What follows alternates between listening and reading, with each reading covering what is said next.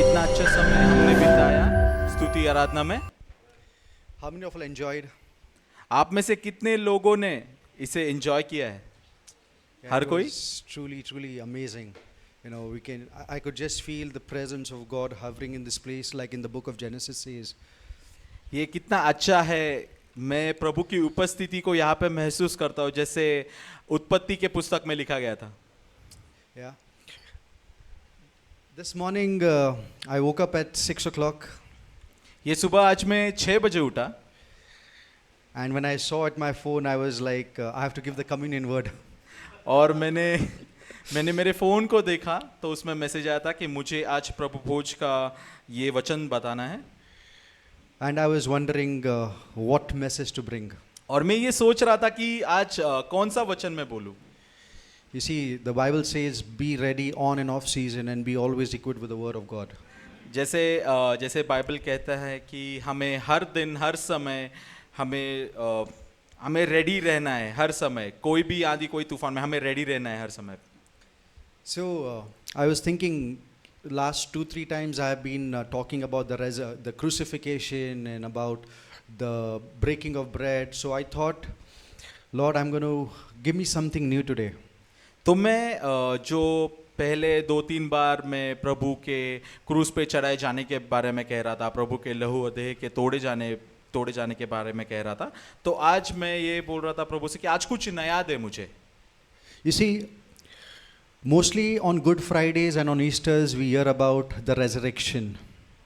आप ये जानते हैं कि उत्तम शुक्रवार जो होता है तब हम प्रभु के पुनरुत्थान के बारे में बात करते हैं, But it is not preached on the other times of the days. पर पुनरुत्थान के बारे में इतर अलग से कोई ऐसे बताता नहीं है। And today Lord told me, talk about my empty tomb. और आज मुझे प्रभु ने बताया मेरी जो खाली कब्र है उसके बारे में आज पता। You see, the tomb of Jesus is the only tomb that is empty up till now, guys. आप यह बात जानते हैं कि जो प्रभु यीशु की कब्र है वह इकलौती एक ऐसी कब्र है जो खाली है। Now, I don't know, you must have heard many different things about the tomb, but I want to bring a message which of course God has shared with me this morning. मुझे नहीं पता आपने बहुत सारी ऐसी चीज़ें जानी होगी प्रभु की कब्र के बारे में, लेकिन मैं आज आपको वो चीज़ बताने वाला हूँ जो मुझे प्रभु से मिली है। Many years back, my grandma and my brother, they got a chance to visit Israel. कुछ सालों पहले मेरी दादी और मेरा भाई उनको एक मौका मिला था इज़राइल में जाने का। So they had been to the tomb of Jesus, they had seen the Garden of Gethsemane and all that stuff. तो उन दोनों ने वो खाली कब्र को देखा है और वो गेत्सेमनी के उस बाग को भी देखा है जहाँ पे प्रभु यीशु ने प्रार्थना की थी। But you see, just seeing the tomb of Jesus and not getting the revelation will not mean anything.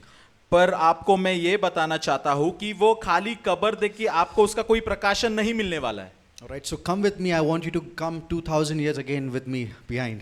तो मेरे साथ चलिए, मैं आपको 2000 साल पीछे लेके जाना चाहता हूँ।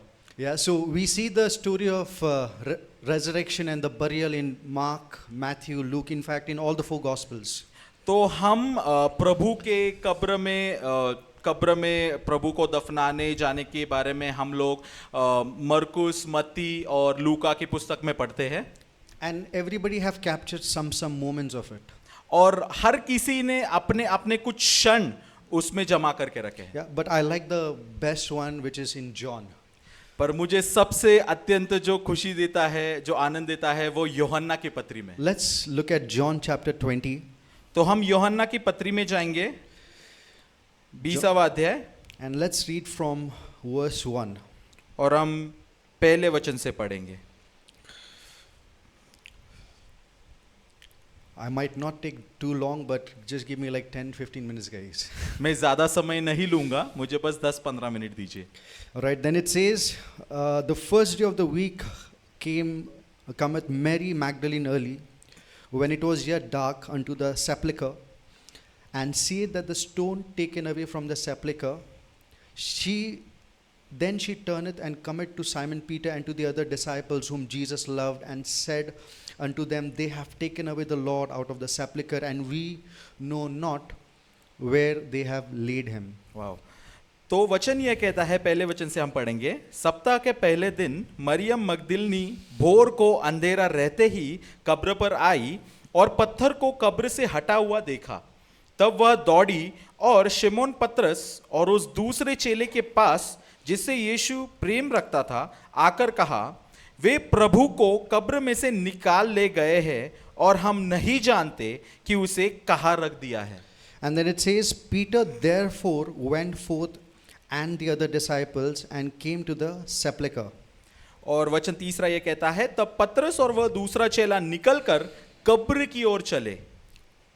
Now, if you read this in all the four Gospels and if you compare, अगर आप इसको वो चारों सुसमाचार के पत्रियों से अगर उसको कंपेयर करते हैं, अगर इसकी तुलना करते हैं, we first read that early morning there were ladies that went to, anoint the body of Jesus. हम ये पढ़ते हैं कि भोर सुबह सुबह एकदम भोर होने से पहले ये जो औरतें थी वो प्रभु की कब्र पे जाती थी उसके देह को सुगंधित तेल से अभिषेक करने के लिए। And we see that they came across these angels and they are all terrified and all. और हम ये भी देखते हैं कि वहाँ पे स्वर्गदूत मौजूद है और ये लोग काफी डरे हुए हैं। And in that fear they have just run back and they have now come to the disciples. और इस डर में ये सब मतलब उन स्वर्गदूतों के डर में ये सब लोग फिर वहां से भाग निकले और वो वहां प्रभु के शिष्यों के पास जाकर पहुंचे। And that's why Mary Magdalene says, we know not where they have taken or where they have laid. So they were in all this confusion that is the body of Jesus stolen, what has happened? तो जो मरियम मगदलिनी थी वो उस time पे वो वहां पे शिष्यों के पास आके उसने कहा कि हम प्रभु की कब्र खाली है, प्रभु की कब्र पर का पत्थर हटाया गया है और हम नहीं जानते कि पत्थर कहाँ रख दिया है। तो वो सारी ऐसी कंफ्यूजन में थे। You see, fear always brings confusion. आप ये जानते हैं कि डर जो है वो कंफ्यूजन को उत्पन्न करता है हम में। You see, if you read in the Greek, it uses the word, they used idle tales. अगर आप उसको ग्रीक में पढ़ते हैं तो उसको idle tales. आइडल टेल्स ऐसा Tales शब्द, means कहानी, like. टेल्स का मतलब होता है, टेल्स इंग्लिश में होता है और हिंदी में उसे कहानी बोलते It हैं। uses a Greek word called leros, तो एक ग्रीक वर्ड है जिसका मतलब है लेरोक्स, which means like blabbering or just like talking anything. उसका मतलब ये होता है कि कुछ भी बोलना। And that's why in verse 20, in verse 3 and 4 we see now Peter therefore went forth. तो इसलिए हम तीसरे और चौथे वचन में यह देखते हैं कि शिमोन पतरस जो था वो कब्र की ओर दौड़ा। Now guys, look at the strange part. Jesus had 11 disciples and so many other people, but only Peter and John left out. तो यह सोचिए भाइयों कि वहां पे 11 शिष्य थे प्रभु के, पर उसमें से सिर्फ 2 पतरस, शिमोन पतरस और यूहन्ना, ये दोनों ही कब्र की ओर दौड़े। Rest of the disciples are just all busy, just wanting to know, talking among themselves, and they are just wanting to listen to the tales of these women. बाकी की जो शिष्य बचे हुए थे तो वो कुछ काम में खुद को व्यस्त रख रहे थे, वो यह सुन रहे थे कि वो जो महिलाएं थी जो वहां पे आई थी वो औरतों ने क्या देखा क्या कहा, बस वो उन कहानियों में व्यस्त थे वो। And then John goes on to says that we both ran. और यूहन्ना अपने पत्री में यह कहता है कि हम दोनों, मैं और शिमोन पतरस, वो कब्र की ओर दौड़े। You know, the Greek uses a very amazing word. It says that their words were their walking was even more faster than what their words were. तो जो ग्रीक में जो ट्रांसलेशन है वो पत्री में वो ऐसा कहता है कि उनके जो शब्द थे उससे ज्यादा उनका जो चलना था कब्र की ओर, उनका जो पहुंचना था वो ज्यादा स्पीड में था। Again, the place was massive from where these people were to the grave, and they were running there. So the speed at that they ran was like crazy, and while running they're looking at each other and talking with each other. तो आप ये सोच सकते हैं कि प्रभु की जो कब्र थी और जो ये शिष्य जहाँ पे रुके हुए थे वहाँ की जो दूरी थी वो काफी लंबी थी, काफी दूर था कब्र, और ये लोग दौड़ रहे थे, मतलब ये ऐसी स्पीड में, ऐसी गति में दौड़ रहे थे और वो एक दूसरे से बातें भी कर रहे थे। Yeah, now as soon as they reached near the tomb, जैसे ही वे दोनों कब्र की ओर पहुंचे, John is the first one to reach. यूहन्ना जो था वो पहला शिष्य था प्रभु का जो कब्र की ओर पहुंचा. And what happens is if you see the tomb of Jesus, now the tomb of Jesus, the entrance is like very short, so you literally had to like bend down. तो प्रभु की कब्र का Entrance. जो entrance होता है वो इतना छोटा था कि हमको हमारा सिर झुकाकर अंदर जाना पड़ता था. It was like only this much, like only one person could go at one time. तो वो इतना ये था, छोटा था कि वहां से सिर्फ एक ही व्यक्ति अंदर जा सकता था एक समय पे. So John, imagine John is coming running, and as soon as come running, he doesn't dare to go inside, but he is just bending now, and he is seeing what has happened. तो आप ये सोच सकते हैं कि यूहन्ना पहले कब्र की ओर पहुंचा और उसकी हिम्मत नहीं हुई अंदर जाने की, पर वह झुककर उसने अंदर देखा कि अंदर हुआ क्या है. And the Greek word for again stooping down here, it says as parakupto. और ग्रीक में यह शब्द जो झुककर देखना, अंदर झांक कर देखना, इसका मतलब यह है कि Parakupto, पाराकुप्तो, which means to look intently at something, like when you can't see something good, you just come a little bit closer and you just look at it intently. तो इसका मतलब यह शब्द जो है पाराकुप्तो का मतलब यह है कि अंदर झांक कर देखना. जब तुम्हें पता है कि कुछ अच्छा नहीं है अंदर, तो थोड़ा सा डर जो रहता है उससे हम अंदर झांक कर देखते हैं कि अंदर क्या हो रहा है, ऐसा. Now if you see the tomb of Jesus in Israel, so you just enter like this, so it's like a place here. You actually had to it's at the right side, so as soon as you enter, you have to look at your right to see where the body was laid. तो वो कब्र ऐसी थी कि उसके अंदर जाने के बाद जो प्रभु की देह थी उसको बाएं तरफ रखा गया था. तो तुम्हें ऐसे झांक कर ऐसे बाईं तरफ देखना था कि वहां पे क्या हुआ है, ऐसे था वो कब्र. Yeah. So John is the first one to glance, but he doesn't go inside. तो यूहन्ना पहला शिष्य था जिसने अंदर झांक कर देखा, पर वो अंदर नहीं गया. But then Bible says, who was the first one to go inside? पर बाइबल ये कहता है कि पहला शिष्य कौन था जो अंदर गया कब्र में? Peter. शिमोन पतरस. Right, that's what the Bible says, right? Bible यही कहता है. शिमोन पतरस था पहला शिष्य प्रभु का जो प्रभु की कब्र के अंदर गया था. Let's look at verse 4. तो हम चौथे वचन पे चलते हैं. It says, so they ran both together, and the other disciple did outrun Peter and came first to the sepulchre, and he stooping down, looking in, saw the linen clothes lying. तो चौथा वचन ये कहता है, वे दोनों साथ साथ दौड़ रहे थे, परंतु दूसरा चेला पतरस से आगे बढ़कर कब्र पर पहले पहुंचा और झुककर कपड़े पड़े देखे, तो भी वह भीतर न गया. Yeah, it says he yet went not inside. वचन ये कहता है कि तो भी वह भीतर न गया. Then verse 6 says, then comes Peter, Simon following him, and went into sepulchre, seeing the linen clothes lie. तब छठा वचन ये कहता है, तब शिमोन पतरस उसके पीछे पीछे पहुंचा और कब्र के भीतर गया और कपड़े पड़े देखे. Verse 7 says, and the napkin that was about his head. और सातवां वचन ये कहता है, और वह अंगोछा जो उसके सिर से बंधा हुआ था, not lying with the linen clothes, कपड़ों के साथ पड़ा हुआ नहीं, but wrapped together in a place by itself. परंतु अलग एक जगह लपेट कर रखा हुआ था. Now guys, I want to just tell you, if you read Leviticus chapter 16, we see the robe which the high priest wore at the time of atonement on the Yom Kippur day. It was made up of fine linen. तो भाइयों, मैं चाहता हूं कि आप levy व्यवस्था के छठे अध्याय में ये पढ़े कि वहाँ के जो महायाजक थे वो यही जो कपड़ा था जो प्रभु को चढ़ाया गया था, यही कपड़ा वो पहना करते थे. You see, Jesus is our high priest. आप जानते हैं कि प्रभु यीशु हमारा महायाजक है. The Bible is so amazing that God is perfect in each and every single sense when He writes everything. तो आप ये भी जानते हैं कि बाइबल एक ऐसे उसको परफेक्टली ऐसा लिखा गया है जिससे हमको गॉड का ऐसा जो परफेक्शन उसमें दिखाई देता है. Yeah, so the same linen clothes which the high priest wore, imagine Jesus is now dressed in the same linen clothes. तो वह जो कपड़ा था जो वहाँ के महायाजक पहनते थे लेवी व्यवस्था में, वो सेम कपड़ा यहाँ पे प्रभु यीशु को भी पहनाया गया था जब प्रभु यीशु को कब्र में दफना दिया था. And it uses this word napkin, handkerchief. और ये यहाँ पे कपड़ा ऐसा बोल रहा है. Now the word napkin, if you look in Greek, is called the word sodaran. तो कपड़ा ये जो शब्द है उसको ग्रीक में सॉडराम, Sodoran. सॉडरैन ये शब्द ग्रीक में होता है, SOUDARION. SOUDARION, सॉडरैन। Usually a napkin was used in the Jewish custom when a person is dead, they used to cover it on the face.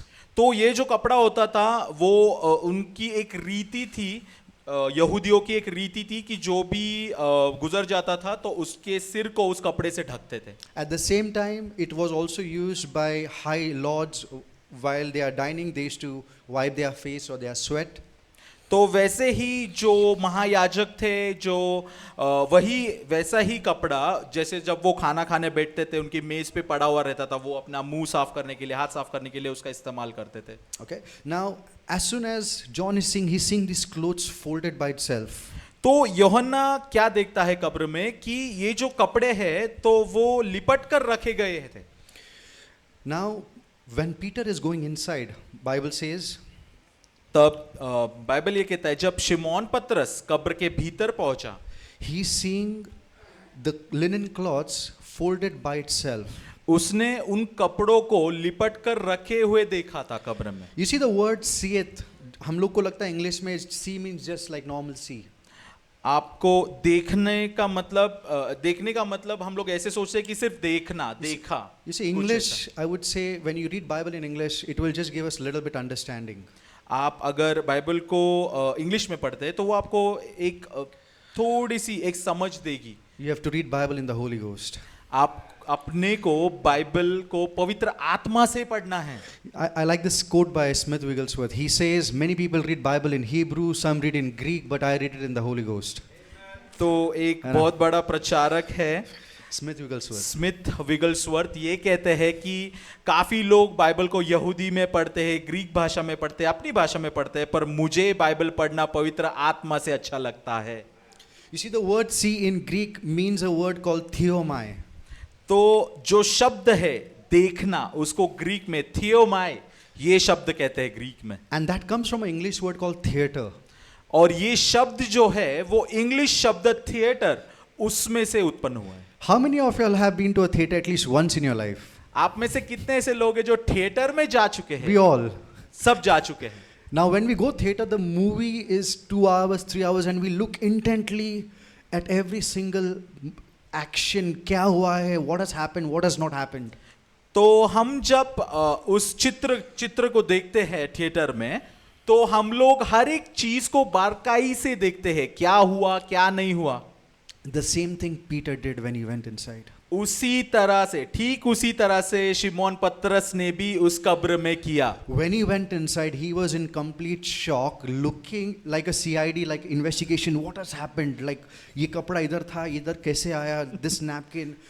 Historian says that it almost took Peter half an hour to 45 minutes inside the tomb, inside that empty tomb, just to analyze what's wrong, what has happened. तो आप ये सोच सकते हैं कि जब शिमोन पतरस उस कब्र में गया तो वो उसको आधे घंटे से लेकर 45 मिनट तक वो यही सोचता, मतलब वो उस कब्र में उतने टाइम तक रहा और उस टाइम में वो अत्यंत एक ऐसे दुविधा में पड़ा था कि यहाँ पे हुआ क्या था। ये कपड़ों को ऐसे रख दिया था, अब ये कपड़े लिपट कर ऐसे रख दिए गए हैं, का सब कुछ साफ सुथरा है, यहाँ पे कुछ और दिखाई नहीं दे रहा है, कब्र खुली हुई है। तो वो 45 मिनट तक वही सोचता रहा उस कब्र में।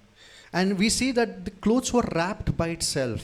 और हम ये देखते हैं कि वो जो कपड़ा था वो फिर से लिपट कर रख दिया गया था। Jesus wrapped it very carefully. Jesus could have just laid it there also.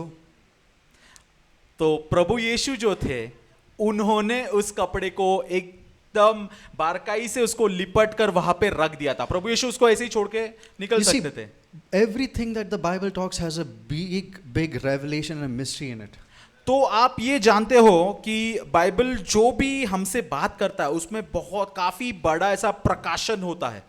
You see, nothing is just written for the sake of writing it. को चीजें बाइबल में ऐसे ही लिखना है इसलिए नहीं लिखी गई है। Yeah. If you look at the word wrapped, it comes from a Greek word entulouso, which means kept properly, neatly, एकदम इस्त्री करके एकदम कड़क शार्प करके एक जगह पे रख दिया है। तो वो कपड़े को लिपटा कर, मतलब उसको अच्छे से लिपट कर रखना, उसको ग्रीक में क्या कहते हैं? Entulouso. एंटुलूसो ये शब्द के थे, थोड़ा सा भारी शब्द है, ग्रीक के शब्द थोड़े से भारी होते तो 2 बार सुनना पड़ रहा है मुझे। And it says it was kept at one place. और बाइबल ये कहती है कि वो कपड़े को लिपट कर एक जगह पे अच्छे से रख दिया था। Guys, I want to tell you one thing. मुझे आपको एक चीज कहना है। Cutting this long story short, we come to John chapter 20 verse 8. मैं ये बड़ी जो कहानी है उसको काफी छोटा करके बताना चाहता हूँ। हम यूहन्ना का 20वां अध्याय और 8वें वचन में आएंगे। Okay, verse 8 it says, Then went in also the other disciple which came first, which is John, and he saw and believed. तो 8वां वचन यह कहता है, तब दूसरा चेला भी जो कब्र पर पहले पहुंचा था भीतर गया और देखकर विश्वास किया। You see, the Bible uses John that he saw and he believed. तो जो पवित्र शास्त्र है वो ये कहता है कि यूहन्ना ने देखा और विश्वास भी किया। What did he believe? उसने विश्वास किस चीज पर किया? Anyone? क्या कोई बता सकता है? Jesus is resurrected. That is what he believed. Amen. उसने इस चीज पर विश्वास किया कि प्रभु यीशु का पुनरुत्थान हो गया है। But now interesting fact, let's look at Luke chapter 24:12. हम लूका का 24वां अध्याय 12वें वचन में जाएंगे। Forgive me, Brother Dillon, I'm just taking few more minutes of your time. Brother Dylan हमें माफ कीजिए। All right, like Luke chapter 24 verse 12. लूका 24वां अध्याय 12वें वचन में हम जाएंगे। And it says, now this is again a continuation of the same story, okay guys? तो ये जो यहाँ पे हम जो अभी वचन पढ़ने वाले हैं, तो जो हमने अभी कहानी जो सुनी तो उसके कंटिन्यूशन में ये है। Okay, and it says, Then Peter arose, ran to the sepulchre, and stooping down, he beheld the linen clothes laid by themselves, and departed, wondering in himself at that which was come to pass. 12 वचन, तब पतरस उठकर कब्र पर दौड़ा गया और झुककर केवल कपड़े पड़े देखे और जो हुआ था उससे अचंबा करता हुआ अपने घर चला गया। You see the word wondering, आप ये शब्द अचंब जो है, it was not used for John, but for John it was used, he saw and believed, and Peter at the same time he is wondering. तो ये शब्द जो है इसका इस्तेमाल यूहन्ना के लिए नहीं किया था। यूहन्ना के लिए क्या किया था कि उसने देखा और उसने विश्वास किया, पर यह जो शब्द है अचंबा करना, ये सिर्फ शिमोन पतरस के लिए। So imagine I am John, he is Peter. तो आप ये सोच सकते हैं कि I am John, भाई यूहन्ना है, मैं शिमोन पतरस हूँ। I have seen and believed. तो यूहन्ना ने देखा और विश्वास किया। And my brother here, Peter, is seen everything, spent half an hour inside, and he's just wondering. It's a sign of doubt, like he's in complete shock actually. और जो शिमोन पतरस था वो कब्र के अंदर 30 मिनट तक रहा, अचंब करता हुआ कि अंदर हुआ क्या है। वो डाउट में था, वो शॉक में था कि अंदर हुआ क्या था। And both of them are standing where? और ये दोनों कहाँ पे रुके हुए थे? In the resurrected tomb of Jesus. प्रभु यीशु के पुनरुत्थित हो जाने की कब्र में रुके हुए थे ये दोनों। You know, I just want you to think for one moment. God brings so many miracles in our lives, but yet at times we think and we wonder, is still God with me?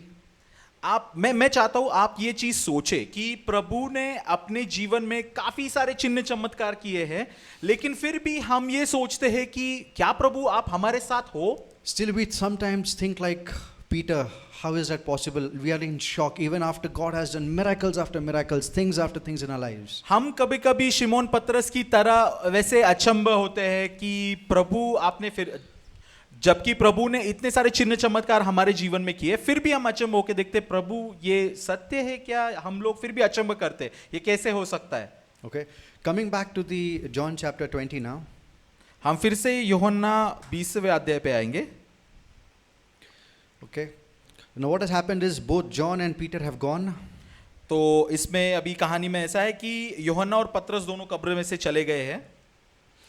And now Mary actually has followed them. और मरियम मगदलिनी जो थी वो उनके पीछे पीछे Holi. So after John and Peter has gone away. Verse 11 says, But Mary stood without at the sepulchre weeping. And as she wept, she stooped down and looked into the sepulchre. तो यूहन्ना और पतरस जब कब्र पर से चले गए थे तो मरियम मगदलिनी वहां पे रुकी हुई थी। तो वह वचन 11वां वचन ये कहता है, परंतु मरियम रोती हुई कब्र के पास ही बाहर खड़ी रही और रोते रोते कब्र की ओर झुककर दो स्वर्गदूतों को उज्जवल कपड़े पहने हुए, एक को सिरहाने और दूसरे को पैठाने बैठे देखा, जहां यीशु का शव रखा गया था। Okay? So we see that Mary has been crying and crying all this time. तो हम देखते हैं कि मरियम मगदलिनी जो थी तो वो कब्र के बाहर रोती हुई नजर आई। And all of a sudden she hears a voice from behind. और मरियम को पीछे से एक आवाज सुनाई दी। Okay? What does it says? और वचन क्या कहता है? 13 onwards. And they said unto her, Woman, why weepest thou? She said unto them, Because they have taken away my Lord, and I know not where they have laid him.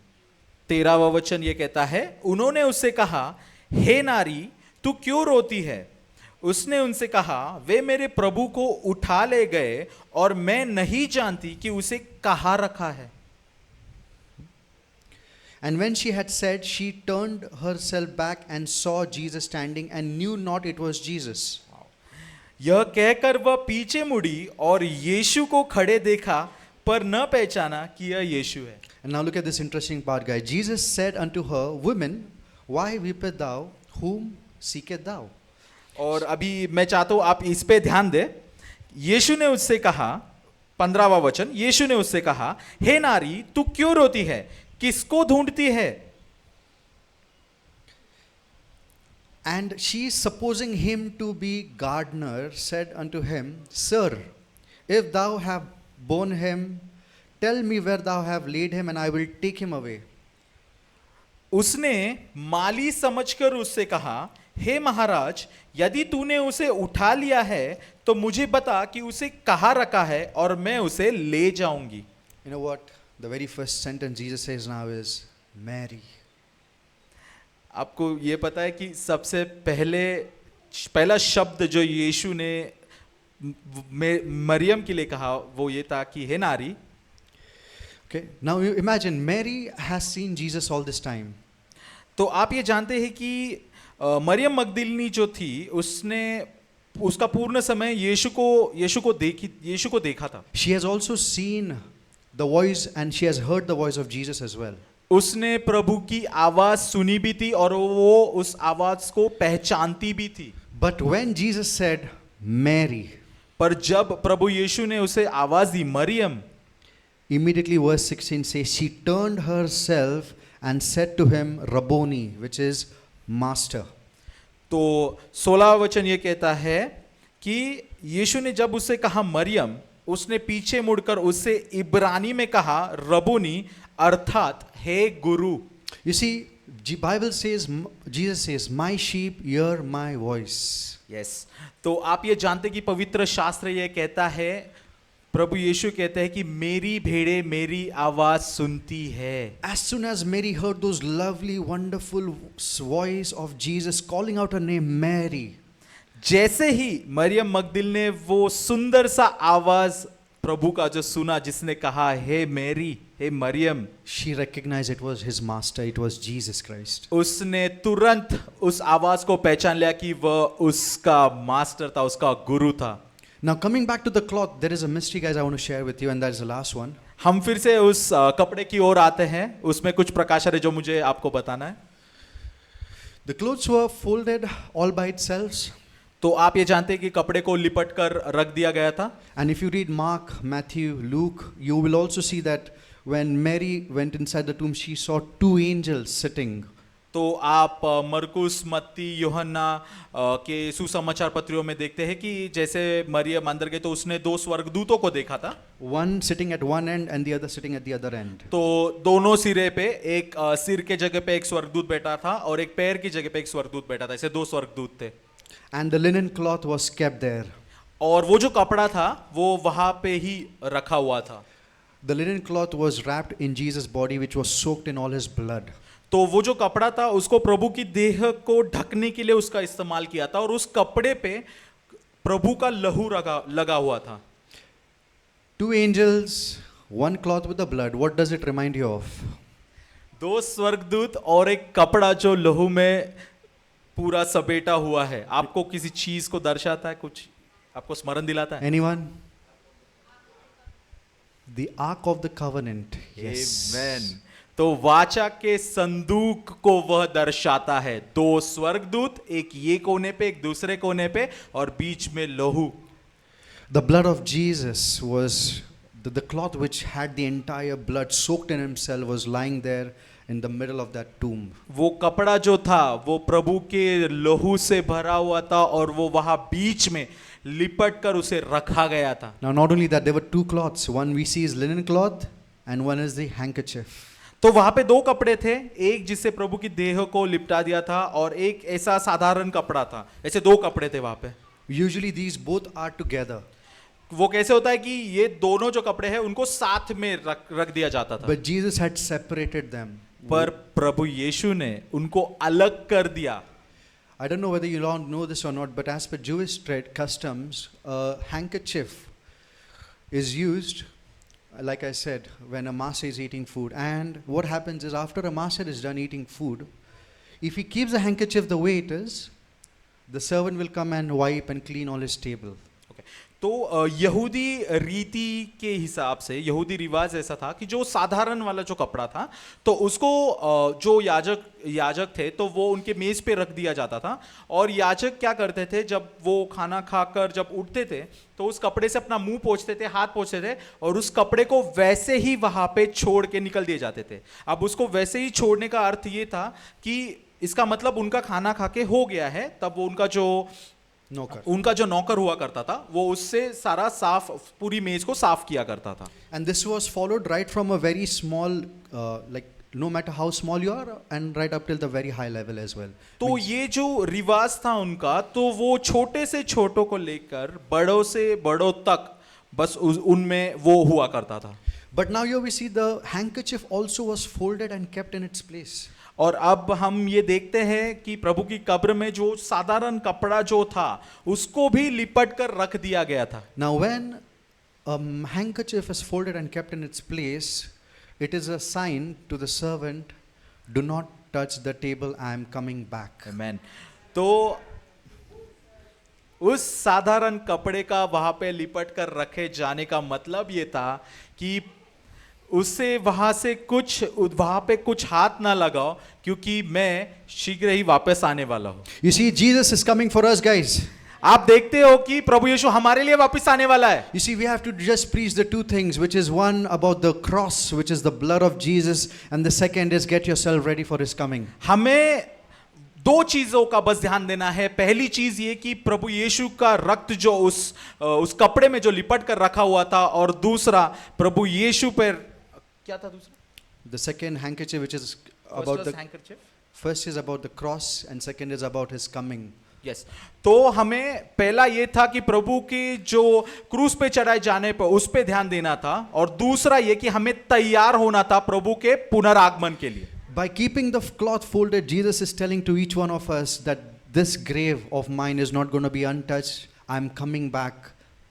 Amen. तो ये जो साधारण जो कपड़ा था उसको वहां पे लिपट कर रखे जाने का अर्थ ये है कि प्रभु यीशु हमसे ये कहना चाहते हैं कि मेरी कब्र को हाथ न लगाओ, क्योंकि मैं शीघ्र ही वापस आने वाला हूं। And the Bible says he's going to reign and rule from Jerusalem for many years, 1,000 years. Amen. और पवित्र शास्त्र ये कहता है कि प्रभु यीशु यरूशलेम से राज्य करने वाले हजारों सालों तक। You see, all this Jesus did for us is a sign and a testimony that no grave can bound us as well. और आप ये देखते हैं कि प्रभु यीशु ने ये जो चिन्ह दिखाए, ये जो गवाही दी गई थी वो हमारे लिए दी गई थी कि कोई भी कब्र हम पे राज नहीं कर You पाएगी। see, Paul says the same power which resurrected Christ dwells in us.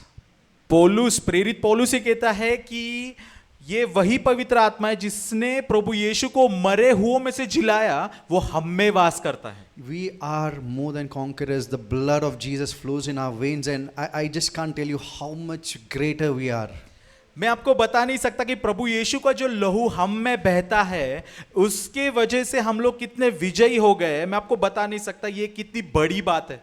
Every day, just meditate and think what Jesus has accomplished for us. मैं चाहता हूं कि आप सब लोग हर रोज इस बात पर मनन करें कि प्रभु यीशु ने हमारे लिए क्या किया है। You see, raising dead is not just for Jesus, it's not just for the big man of God, it's for each and every one of us. तो आप ये देखिए कि मरे हुओं में से लोगों को जिलाना ये सिर्फ प्रभु यीशु का ही काम नहीं है, या फिर कोई बड़े महायाजक का, जैसे अभी आजकल में बड़े बड़े बिशप्स या पास्टर्स होते हैं, उनका ही काम नहीं है, ये हम सब का काम है। Yeah. Let's close our eyes, bow our head down. हम हमारी आंखें बंद करते हैं और प्रभु की ओर सर झुकाते हैं। Father in heaven, we thank you for your wonderful revelation and you are so sweet, Holy Spirit. हे हमारे स्वर्गीय पिता, हम आपको धन्यवाद करते हैं आपके सुंदर से प्रकाशन के लिए और आपके सुंदर पवित्र आत्मा के लिए। Thank you, Father God, because you have kept all these things for us. धन्यवाद करते हैं स्वर्गीय पिता कि आपने ये सब बातें हमारे लिए रखी थी। And we receive this bread and this wine, Father God, as a promise. और हम प्रभु इस लहू को और इस दाग को और आपकी देह जो है उसको हम प्रभु ग्रहण करते हैं, आपको स्मरण रखते हैं। And as we partake in it, Lord, और जैसे हम इसमें भाग लेते हैं प्रभु, we receive all the promises. हम ग्रहण करते हैं वो सारी प्रतिज्ञाएं जो आपने हमको दी। We claim all the healing. हम सारी चंगाई को ग्रहण करते हैं। We claim that we are redeemed. हम ग्रहण करते हैं कि प्रभु आपने हमें जिलाया है, अपने आप में बचाया है, And that your power lives in us. कि आपकी सामर्थ हम में वास करती है। Not only for today, but forevermore, Daddy. सिर्फ आज और कल के लिए नहीं, लेकिन परंतु हमेशा हमेशा के लिए प्रभु। And we are forever grateful to you, Daddy.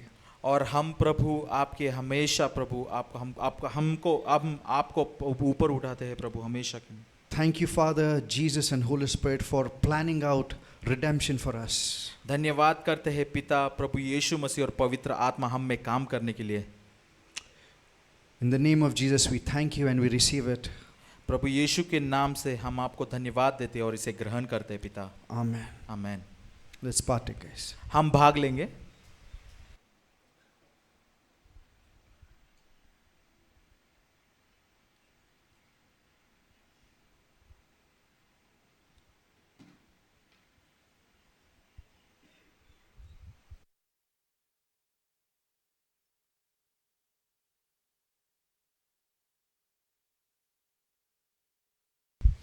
Praise the Lord. So Alisha sister की तरफ से मैं अनाउंसमेंट करने वाला हूँ। हालेलुया। आपकी आवाज़ नहीं आ रही है? आमीन। वो ट्रेडिशन है, अगर अलीशा सिस्टर की तरफ से करना है तो ये डायलॉग होना चाहिए। या so quick announcements.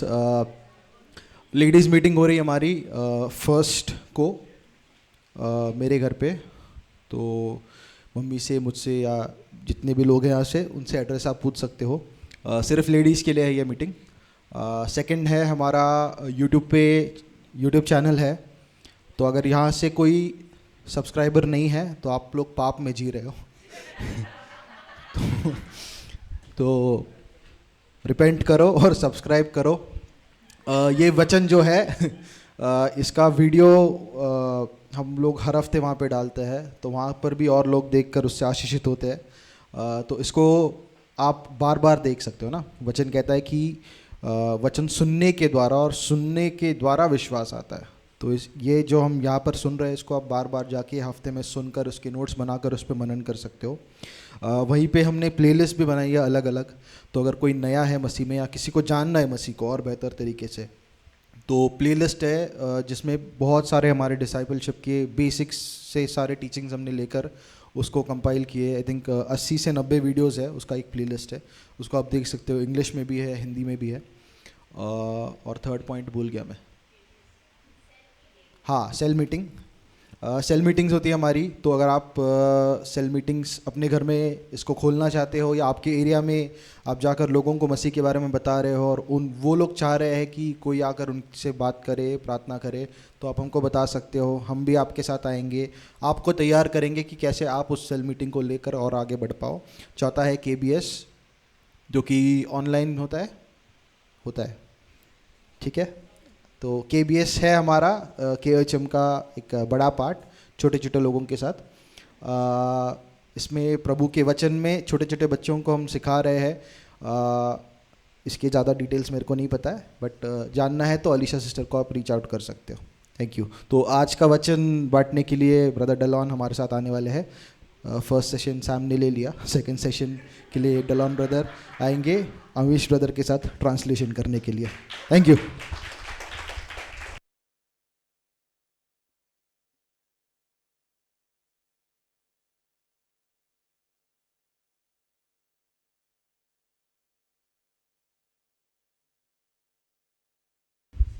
Thank you, Jesus.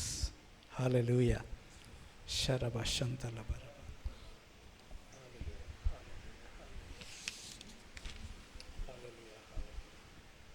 Praise you, Jesus. Thank you, Lord. Thank you, Father. आपकी स्तुति हो प्रभु यीशु। Father, I surrender everyone who's present here and all those who are watching online. I surrender them into your hands. पिता, जो भी यहाँ पे आए हैं और जो सुन रहे हैं हमें ऑनलाइन भी, मैं सबको आपके हाथों में देता हूँ। Lord, I surrender their hearts into your hands, Lord, उनके हृदय मैं आपके हाथों में देता हूँ प्रभु, and their minds too, और उनके मनों को भी, that you may touch them and fill them with your word. कि आप उन्हें छुओ और उनको अपने वचन से भर दो। Lord, may my voice be an instrument for you to use and speak to them. प्रभु, मेरी आवाज़ को आप इस्तेमाल कीजिए ताकि उनके हृदय में आपका वचन पहुंच पाए।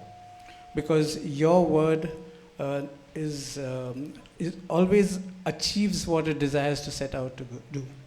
क्योंकि आपका वचन हमेशा वो चीज़ को करता है जिस मकसद से आपने उस वचन को भेजा है। Thank you, Jesus. धन्यवाद यीशु। Okay, Brother Sam just shared about how God wants to use your life for a certain purpose. भाई सैम ने यहाँ पे बताया कि कैसे प्रभु आपके जीवन का उपयोग करना चाहता है एक मकसद के लिए।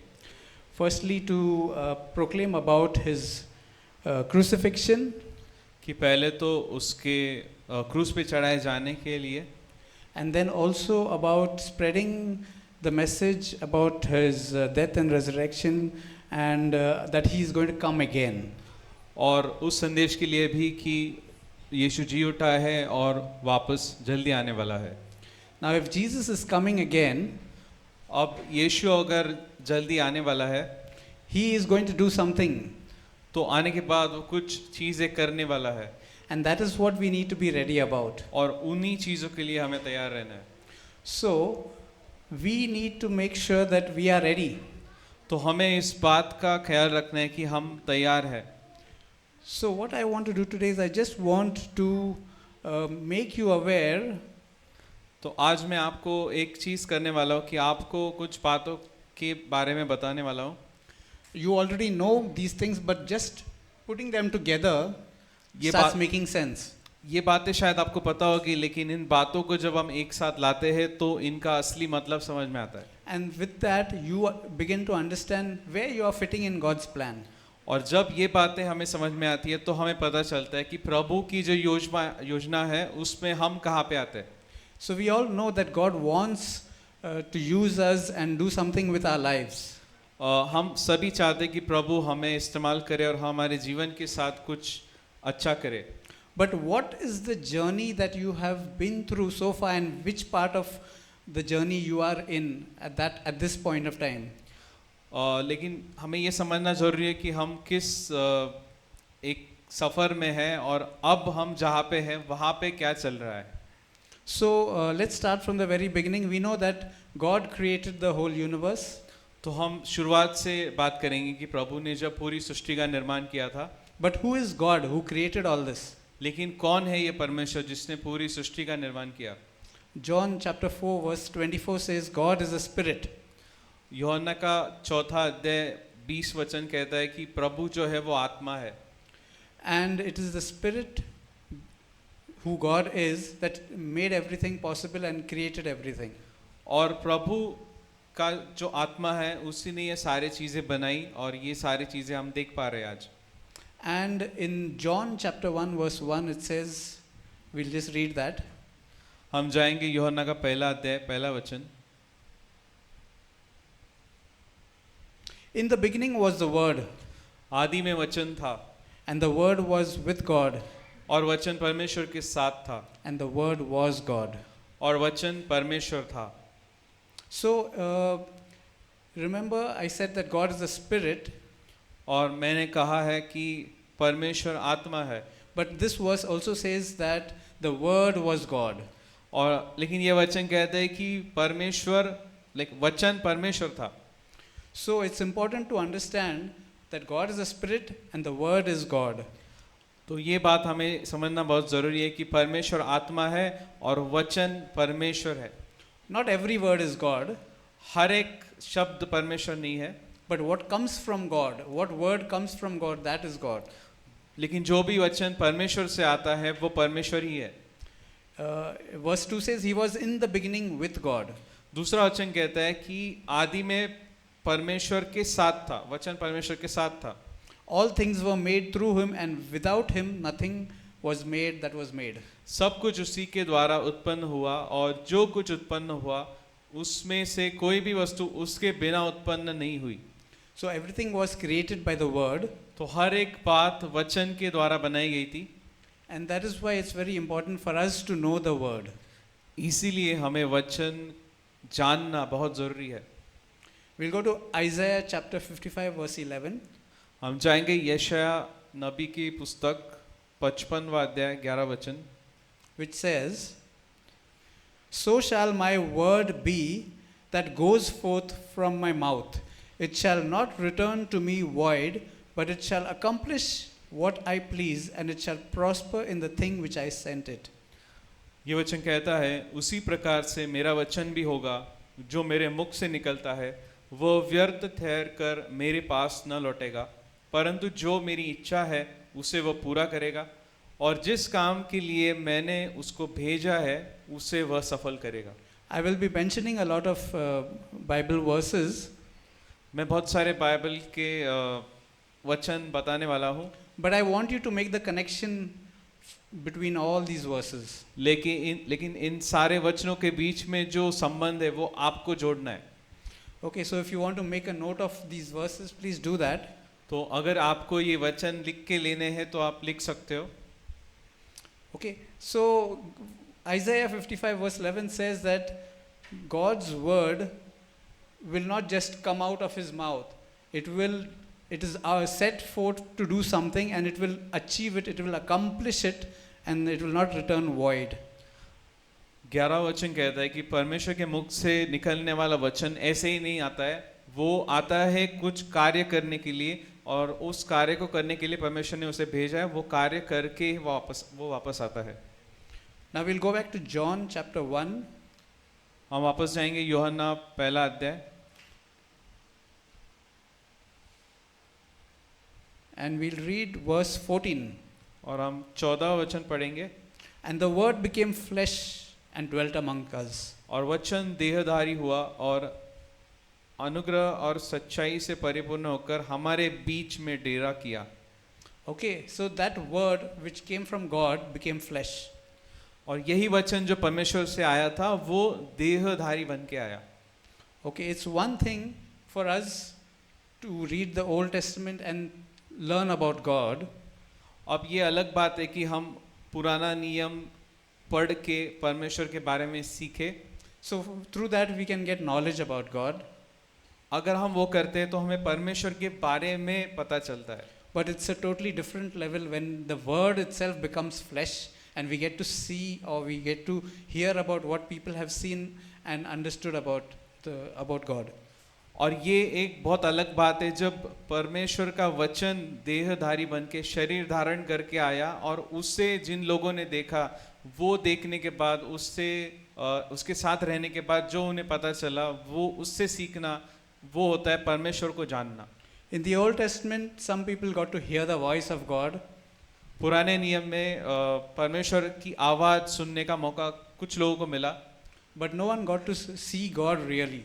लेकिन किसी को ये मौका नहीं मिला कि परमेश्वर को वो सामने देख पाए. They might have seen angels and they might have seen a shining light or a fire. उन्होंने शायद स्वर्गदूतों को देखा, कुछ आग देखी.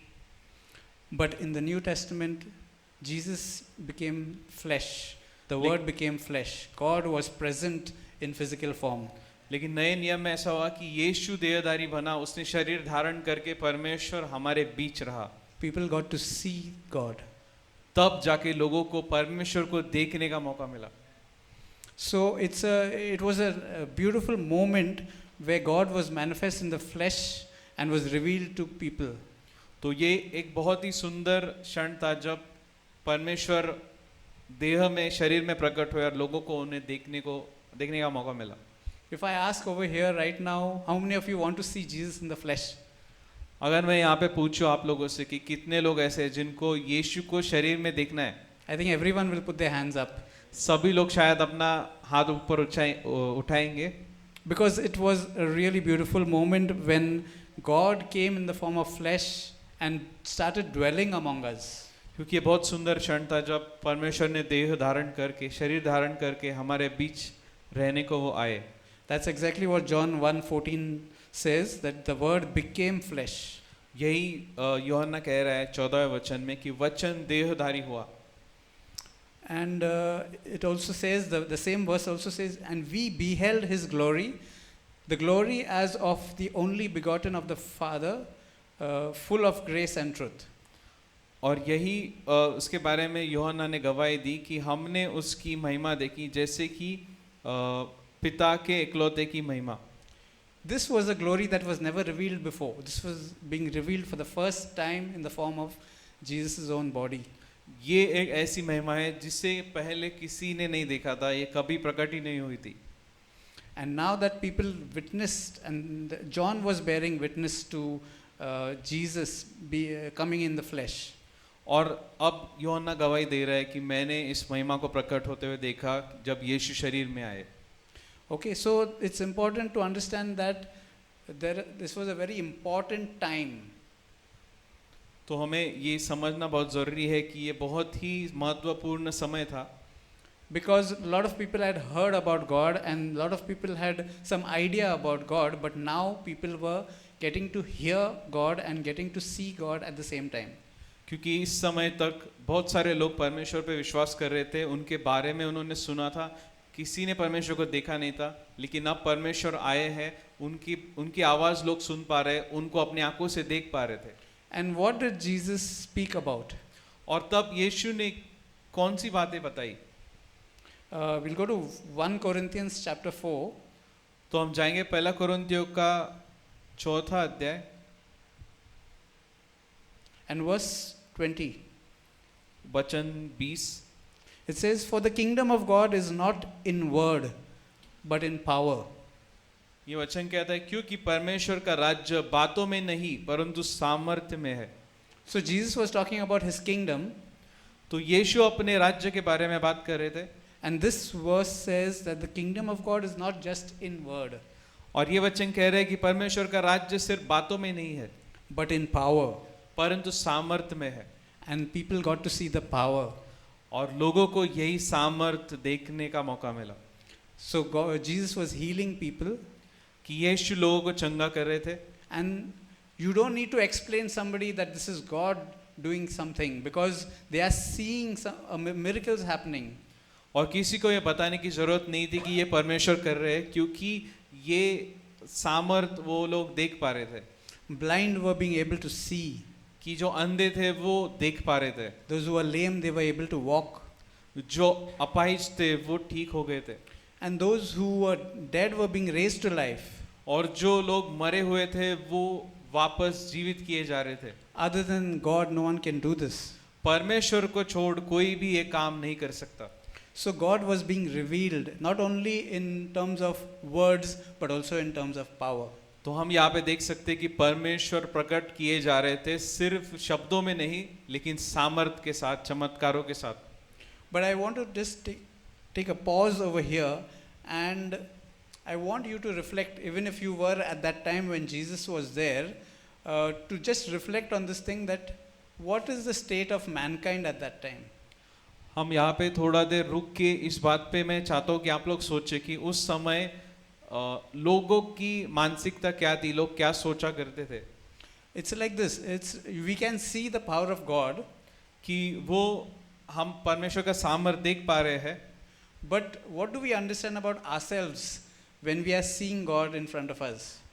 लेकिन जब हम परमेश्वर को अपने आंखों से देख पा रहे हैं तो उस समय हम खुद के बारे में क्या जान रहे हैं, खुद को क्या कैसे देख पा रहे हैं। We know that from the beginning, when Adam was created, हम जानते हैं कि जब से आदम का निर्माण हुआ था शुरुआत में, at that time he was sinless when he was created. जब उसका निर्माण हुआ था तो उसमें कोई भी पाप नहीं था, And every day God came down and spoke to him.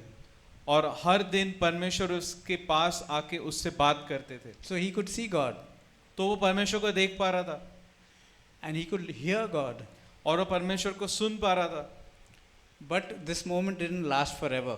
लेकिन ये जो उनके पल थे वो हमेशा के लिए नहीं रहे। Soon Adam and Eve were tempted, और हम देखते हैं कि आदम और हवा परीक्षा में पड़े and then they began to sin. और तब उन्होंने पाप किया, And because of sin, और they, और पाप की वजह से they could no longer see and hear God the way they were doing that in the Garden of Eden. और पाप के कारण अब वो परमेश्वर को पहले की तरह देख नहीं पा रहे थे, पहले की तरह सुन भी नहीं पा रहे थे। Not just that, but it's not only about Adam and Eve, it's also about every descendant of theirs fell under this curse. और ये बात सिर्फ आदम और हवा के लिए ही सच नहीं है, ये बात उस हर एक व्यक्ति के लिए जो उनसे उनके बाद आया है। So any person who is born today, तो कोई भी व्यक्ति जो आज जन्म लिया है जिन्होंने, in the beginning he is under that curse. तो शुरुआत में वो व्यक्ति उस शाप के नीचे ही होता है, Because he is separated from God. क्योंकि वो परमेश्वर से अलग रह रहा है And he cannot see and hear God. और वो व्यक्ति परमेश्वर को देख नहीं सकता और सुन भी नहीं सकता। And that is the present state of mankind. और वही मानव जाति का स्थिति है आज, When they are born.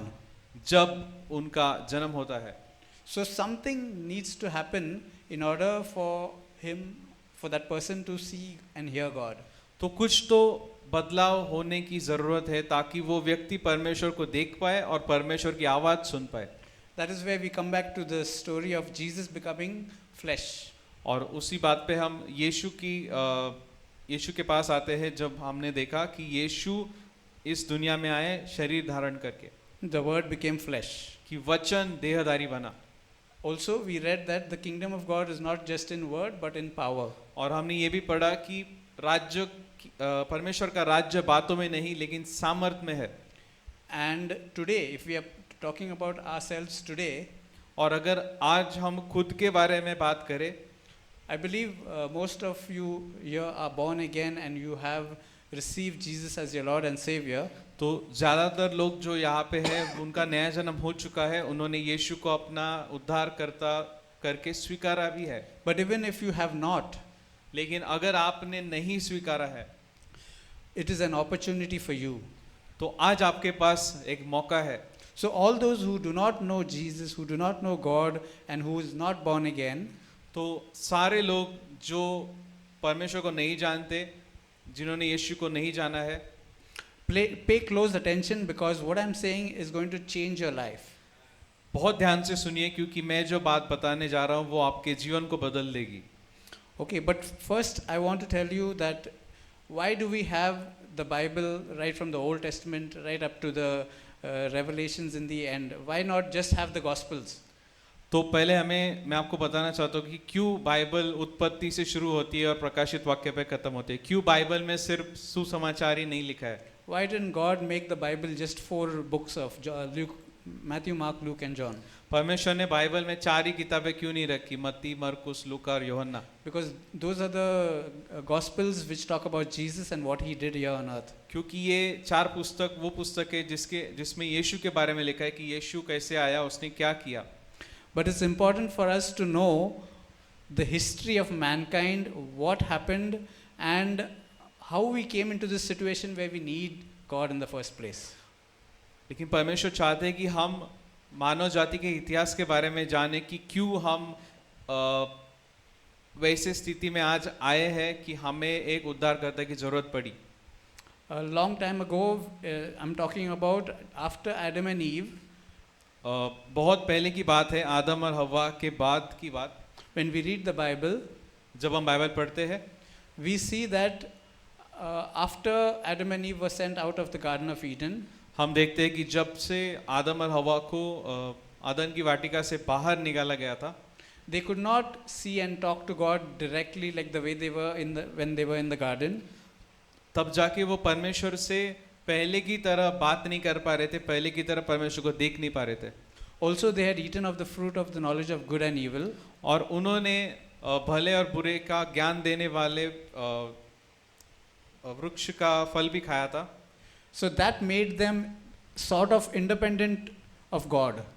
तो वो फल खाने से वो दोनों आत्मनिर्भर हो गए थे।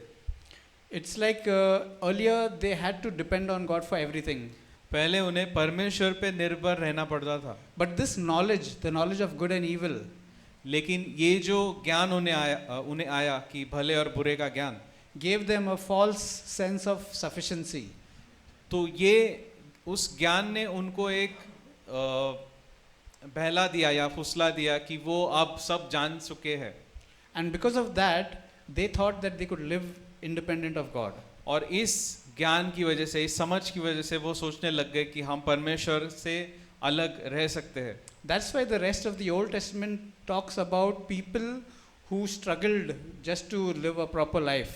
इसलिए पुराने नियम में ऐसे लोगों के बारे में लिखा है जो आम जिंदगी जीने के लिए भी संघर्ष कर रहे थे। You will see that God chose people in these Old Testament times, तो हम देखते हैं कि परमेश्वर पुराने नियम में लोगों को चुना करते थे, like Noah, Abraham, David, Daniel, prophets like Daniel, Elijah. पुराने नियम के जो नबी है, नूह है, दावीद है, फिर दानियल है, ये सारे जो लोग हैं उनको चुना था परमेश्वर ने, So that God was not completely disconnected from mankind. ये इसलिए था कि परमेश्वर पूरी तरह से मानव जाति से अलग नहीं रहना चाहते थे। If these people would not have heard the voice of God, अगर इन लोगों ने भी परमेश्वर की आवाज़ नहीं सुनी होती, then probably God would have had to destroy the whole creation through the flood. तो परमेश्वर को शायद पूरी सृष्टि का विनाश करना पड़ता पानी के द्वारा। But he saved one family. लेकिन उन्होंने एक परिवार को चुन के बचा लिया, And through that family, more people came in, and there were few people, but they were being taught about God. तो इस परिवार के द्वारा बाकी लोग भी आए परमेश्वर में। ये काफ़ी कम लोग थे, लेकिन इन लोगों को परमेश्वर ने सिखाया अपने बारे में। Until the time came when Moses was born, उस समय तक जब तक मूसा का जन्म नहीं हुआ था, until that time people were just doing what they wanted to do. उस समय तक लोग अपने हिसाब से, अपनी मर्जी से जो चाहते थे वो कर रहे थे। Now imagine being descendants of Adam and Eve. Adam and Eve had eaten from the fruit of the knowledge of good and evil, yet they could not discern what was good and what was evil. आप समझ सकते हो कि ये सारे लोग जो आए हैं वो आदम और हव्वा के वंशज है, जिन्होंने भले और बुरे का ज्ञान देने वाले पेड़ का फल खाया था, फिर भी उन्हें पता नहीं था कि भला क्या है, बुरा क्या है। People were justifying killing one another. लोग एक दूसरे को मार के उसकी सफाई भी दे रहे थे कि क्यों मैंने ये किया। And they would cheat and talk ill about others. वो एक दूसरे को धोखा दे रहे थे, एक दूसरे के बारे में बुरी बातें कर रहे थे। Let me ask you, what is the use of the knowledge of good and evil, even if you are doing these things? तो मैं आपको पूछना चाहता हूँ, क्या फायदा हुआ उस फल को खा के, जब तुम उस फल को खा के बुरी चीजें ही कर रहे हो। It's not about the knowledge that is head knowledge.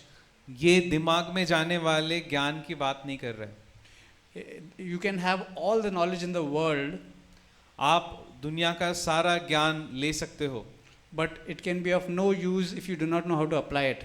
और इस ज्ञान का कोई उपयोग नहीं होगा अगर आपको पता ही नहीं कि इस ज्ञान का कैसे अमल में लाना है हमें। It's like this. You may learn, through, there are some apps like you can learn how to drive a car or drive an aeroplane through those apps. You can have the best knowledge in that. Mobile में कुछ apps आती है जिससे आप घर बैठे बैठे सीख सकते हो कि कार कैसे चलानी है, प्लेन कैसे उड़ाना है. You can even have some devices installed in your house and you can learn how to navigate through roads, and sitting in your house you can do that. आप चाहे तो कुछ डिवाइस लगा सकते हैं आगे, जिस तरह से आपको घर में ही ऐसा लगेगा कि आप गाड़ी चला रहे हो और आप सीख सकते हो गाड़ी. But if you step out into a car and meet with an accident, what's going to be your state? और अगर आप वही ज्ञान लेके सचमुच में आप कार में बैठ गए, असली कार में, और कार चलाने लग जाए, तो आपका एक्सीडेंट हो जाएगा. So head knowledge is different from practical knowledge. तो जो दिमाग का जो ज्ञान है वो जो प्रैक्टिकल ज्ञान होता है उससे अलग होता है. That's why it's important for somebody to teach us practical things. इसलिए बहुत ज़रूरी है कि हमें कोई प्रैक्टिकल बातें सिखाए. That's where the Spirit of God comes in. और उसी समय पवित्र आत्मा आता है. Because you can have all the knowledge even of the Bible. क्योंकि शायद आपको बाइबल का भी पूरा ज्ञान है.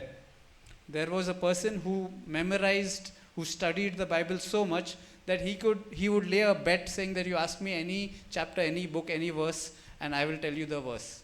एक व्यक्ति था जिसने पूरी बाइबल रट ली थी और वो लोगों को चैलेंज करता था कि मुझे आप प्रश्न पूछो, मैं आपको बता सकता हूँ ये वचन बाइबल में कहाँ लिखा है, कौन से अध्याय में कौन सा वचन है. But he did not have any understanding of and the revelation of the word of God. लेकिन ऐसे व्यक्ति को भी परमेश्वर के वचन का प्रकाशन नहीं था. So what is the use of all that knowledge or all that memory? तो क्या उपयोग हुआ पूरा बाइबल रटने का. You need somebody to teach you how to live your life using the word of God. आपको ऐसे मददगार की जरूरत है जो आपको समझाए कि बाइबल को पढ़ के उसके हिसाब से कैसे जीना है. So that is why we need the Holy Spirit, so that we are not just trying to put things into our brain. It's not a matter of memorizing. इसीलिए हमें पवित्र आत्मा की बहुत ज़रूरत है, ताकि हमें, क्योंकि ये सिर्फ पढ़ के दिमाग में डालने वाली बात नहीं है, ये पढ़ के हमें इसके हिसाब से जीना है. But when the opportunity comes, if something is making me angry, how do I react? How do I control myself? Where are the fruit of the Spirit present at that moment? That is what matters. अगर हमें कुछ बात हुई है और हमें गुस्सा आ रहा है, तो उस समय हमें समझने की ज़रूरत है कि मुझे क्या करना चाहिए, फिर गुस्सा क्यों आ रहा है, फिर मुझ में पवित्र आत्मा का फल कहाँ है. Because even when Moses came, क्योंकि जब मूसा आया, God revealed himself to Moses and to the people. तब परमेश्वर ने खुद को प्रकट किया मूसा को और इज़राइल के लोगों को. And on Mount Sinai, the Lord gave them the law. और सिनाई पर्वत पे प्रभु ने उन्हें अपनी न्याय व्यवस्था दी. The law was not going to help them actually. वो न्याय व्यवस्था उनको मदद करने वाली व्यवस्था नहीं थी. Because it was like a mirror. वो व्यवस्था सिर्फ एक आईने की तरह थी, which would show them their sins, their faults. और वो आईना उन्हें उनका पाप दिखाता था. And it could not set them free from the sin. और वो व्यवस्था उन्हें पाप से आज़ादी नहीं दे पाती थी. And what happened is the people started trying to fulfill the law. और तब ऐसा हुआ कि ये जो न्याय व्यवस्था थी, इसे लोग पूरा करने की कोशिश करने लगे. Thinking that if I fulfill the law, then I am free and I don't need to be under any curse, and I can do anything and I will be in heaven with God. वो ऐसा सोचते थे कि इस न्याय व्यवस्था में जो भी लिखा है, अगर मैं उसके हिसाब से सारी चीज़ें करूँगा तो मैं पाप से मुक्त हो जाऊँगा और परमेश्वर के साथ हमेशा के लिए जीवन बिताऊँगा. But little did they know they were actually buried deep inside and could never come out. तो उन्हें इस बात का अंदाज़ा भी नहीं था कि वो कितने गहराई में अब फंस चुके हैं जिसमें से वो बाहर ही नहीं आ पाएंगे. And as they tried and tried, they found out they couldn't. और उन्होंने बहुत कोशिश की उससे बाहर निकलने की, लेकिन उन्हें पता चला कि वो नहीं आ सकते बाहर. Let's see what Romans chapter 7 verse 9 and 10 says. हम जाएंगे रोमियो की पुस्तक 7वां अध्याय Verse 9 and 10. वचन 9 और 10. It says, I was alive once without the law, But You- when the commandment came, sin revived and I died. And the commandment which was to bring life, I found to bring death. Romeo का 7वां अध्याय वचन 9, मैं तो व्यवस्था बिना पहले जीवित था, परंतु जब आज्ञा आई तो पाप जी गया और मैं मर गया, और वही आज्ञा जो जीवन के लिए थी मेरे लिए मृत्यु का कारण ठहरी। So it's like this. Before the law, we are all like little children. तो आप बात को ऐसे समझना है हमें कि व्यवस्था के पहले हम छोटे बच्चों की तरह थे, And we don't know how to live our lives. तो हमें पता नहीं था कि हमें हमारा जीवन कैसे जीना है। But now that the law comes and the law tells us, do this, this is right, and don't do this, this is wrong. तो जब व्यवस्था आती है, न्याय व्यवस्था आती है, तो वो हमें बताती है कि ये हमें करना है, ये नहीं करना है, ये गलत है। And then our mind starts to think in that direction. तब जाके हमारा मन उस दिशा में काम करने लगता है। But we find that even though it is telling us what is right and what is wrong, yet we are not able to follow it. तो व्यवस्था वहाँ पे है जो हमें बता रही है सही क्या है, गलत क्या है, लेकिन फिर भी हम उसे कर ही नहीं पा रहे। Every day when I drive and when I'm passing through the traffic signal, I see there's red light, but there are people just going ahead straight through the traffic lights. तो मैं कभी कभी जब ड्राइव करता हूँ, मैं signal पे रुका होता हूँ कार में, तो मैं देखता हूँ कि लाल बत्ती जल रही है, सिग्नल लाल है, फिर भी बहुत लोग सिग्नल तोड़ के निकल जाते हैं। There is a law, तो ये एक कानून है वहाँ पे, but people are not following it. लेकिन उस कानून को, उस नियम को लोग नहीं पालन कर रहे उसका। How many of us can say, I have perfectly followed the law, every law that is there in this country? हम में से कितने लोग हैं जो कह सकते हैं कि इस देश में जितने भी कानून है, हर एक कानून का मैंने पालन किया है। I can say that I have definitely broken a lot of laws. मैं खुद के बारे में बोल सकता हूँ कि मैंने बहुत सारे कानून तोड़े हैं। Because even though the law is there, yet sometimes we are not able to fulfill it. कानून वहाँ पे है, व्यवस्था वहाँ पे है, लेकिन हम हर बार उसका पालन नहीं कर पाते, Because we are weak in our flesh. क्योंकि हम हमारे शरीर में कमजोर है। Sometimes we think it's okay, one red signal, I need to reach early, I have to reach there quickly, so I'll break this signal. हम कभी कभी सोचते हैं कि अरे सिग्नल लाल है लेकिन मुझे बहुत जल्दी है, तो मैं इसे तोड़ के निकल जाता हूँ। And sometimes we excuse ourselves from the law, and that's how we live our life. और कभी कभी हम खुद को ऐसे ही कानून से अलग करते हैं और जीवन जीते रहते हैं ऐसे ही। So this verse says that I was alive once without the law, but when the commandment came, sin revived and I died. तो ये वचन कहता है, मैं तो व्यवस्था बिना पहले जीवित था, परंतु जब आज्ञा आई तो पाप जी गया और मैं मर गया। Now imagine if you have just crossed the red light, your mind will not just be calm. आप सोचो, जब आप सिग्नल तोड़ते हो, आपको पता है लाल बत्ती जल रही है, आप फिर भी गाड़ी चला रहे हो, तो आपका जो मन है शांत नहीं होगा। Your conscience will start speaking to you. आपका जो अंदरूनी विवेक है वो आपसे बात करने लगेगा What you did is wrong. कि तूने जो किया वो गलत है। I'm sure it has happened to me many times when I have broken the law, that see, you have done something wrong. तो ये मेरे साथ बहुत बार हुआ है, अगर जब मैंने कभी सिग्नल तोड़ा होगा तो मुझे अंदर से महसूस होने लगता है, अरे मैंने गलत किया।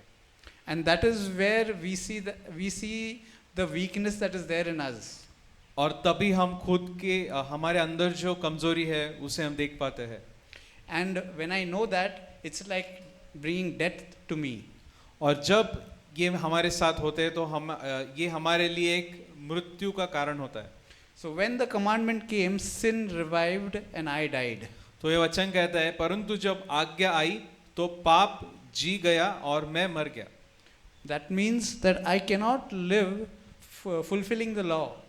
इसका मतलब मैं कभी भी आज्ञा पालन करके, व्यवस्था का पालन करके जी नहीं सकता। I mean to say that we may try a lot, but we will fail. मैं ये कहना चाहता हूँ कि हम कोशिश कर सकते हैं व्यवस्था का पालन करने की, लेकिन हम कामयाब नहीं होंगे। And the law which was to bring life, I found to bring death. और वही आज्ञा जो जीवन के लिए थी, मेरे लिए मृत्यु का कारण ठहरी। So I'm stuck in like a catch-22 situation. मैं एक ऐसे परिस्थिति में हूँ जहाँ पे मैं जीत ही नहीं सकता, because I know what is right and what is wrong, क्योंकि मुझे पता है सही क्या है गलत क्या है, but yet I am doing the wrong. फिर भी मैं गलत चीज ही कर रहा हूँ। I want to do the right, but I am doing the wrong. मैं जो सही है वो करना चाहता हूँ, लेकिन मैं जाके गलत ही कर रहा हूँ। That is exactly what Paul is saying in this chapter, that तो- he knows what is right, but still he doesn't want to do it, but yet he does it. पौलुस भी इस 7वें अध्याय में वही चीज कह रहा है कि उसे पता है क्या करना चाहिए, सही चीज क्या है, लेकिन वो फिर भी गलत कर रहा है। Let's look at that verse actually. It's just a few verses ahead. Verse 15. हम उस वचन में जाएंगे, 15वां वचन है ये। For what I am doing, I do not understand. For what I will to do, that I do not practice. But what I hate, that I do. ये वचन कहता है, जो मैं करता हूँ उसको नहीं जानता, क्योंकि जो मैं चाहता हूँ वह नहीं करता, परंतु जिससे मुझे घृणा आती है वही करता हूँ। So the law is giving me knowledge that this is right and this is wrong, तो व्यवस्था मुझे बता रही है कि ये सही है ये गलत है, but yet I am doing what is wrong. फिर भी मैं वही कर रहा हूँ जो गलत है। So what is the knowledge of this good and evil? तो ये सही और गलत का ज्ञान क्या है? It is putting me in a more terrible situation actually. ये ज्ञान मुझे उससे भी बुरी परिस्थिति में लेके जा रहा है। Which is why God said to Adam, do not eat from this tree. इसी कारण की वजह से परमेश्वर ने कहा था उस पेड़ का फल मत खाना, Because knowledge will not save you. क्योंकि ज्ञान आपको छुटकारा नहीं दे सकता। You need to depend on me if you want to be saved. तुम्हें मुझ पे निर्भर रहना होगा अगर तुम्हें आजाद होना है। That was the message of salvation to Adam and Eve. वही उद्धार का संदेश था आदम और हवा के लिए। But since man went into sin because they disobeyed, लेकिन क्योंकि मनुष्य ने पाप किया, something had to be done by God himself. तो कुछ करना पड़ा परमेश्वर को उनकी ओर से, Because no man could do it. क्योंकि कोई भी मनुष्य वो नहीं कर पाया। And that is why the word became flesh. और इसी वजह से वचन देहधारी बना। And when the word became flesh, और जब वचन देहधारी बना, that is Jesus, he came and fulfilled the law. तब यीशु शरीर में आए और उन्होंने व्यवस्था को पूरा किया। Matthew chapter 5 verse 17. हम जाएंगे मत्ती का 5वां अध्याय 17वां वचन। It says, do not think that I came to destroy the law or the prophets. I did not come to destroy but to fulfill. यह न समझो कि मैं व्यवस्था या भविष्यवक्ताओं की पुस्तकों को लोप करने आया हूँ, लोप करने नहीं परंतु पूरा करने आया हूँ। Now let's go to John chapter 19. हम आगे जाएंगे यूहन्ना की पुस्तक में 19वां अध्याय And verse 30. वचन 30। So when Jesus had received the sour wine, he said, it is finished. And bowing his head, he gave up his spirit. जब यीशु ने सिरका लिया तो कहा पूरा हुआ, और सिर झुकाकर प्राण त्याग दिए। What did Jesus finish? यीशु ने क्या पूरा किया? He finished fulfilling the law. उसने व्यवस्था को पूरा किया, So that he is the only person who could have done it and who did it. क्योंकि यीशु इकलौता ऐसा व्यक्ति था जो ये कर सकता था और उसी ने वो किया। He did not sin and he fulfilled the law. उसने पाप नहीं किया लेकिन व्यवस्था को पूरा कर दिया। Just as he said that I did not come to destroy the law but fulfill the law. क्योंकि उसने कहा था कि मैं व्यवस्था का नाश करने नहीं आया हूँ, मैं व्यवस्था को पूरा करने आया हूँ। And in this verse in John 19:30 he says it is finished. और इस वचन में यीशु कह रहा है कि पूरा हुआ। So the law has been fulfilled in Christ. तो जो व्यवस्था है वो मसीह में पूरी हो चुकी है। And that is the reason why the message of salvation is so important for us. इसी वजह से जो उद्धार का संदेश है वो हमारे लिए बहुत जरूरी है। Because there is no other way for us to fulfill the law.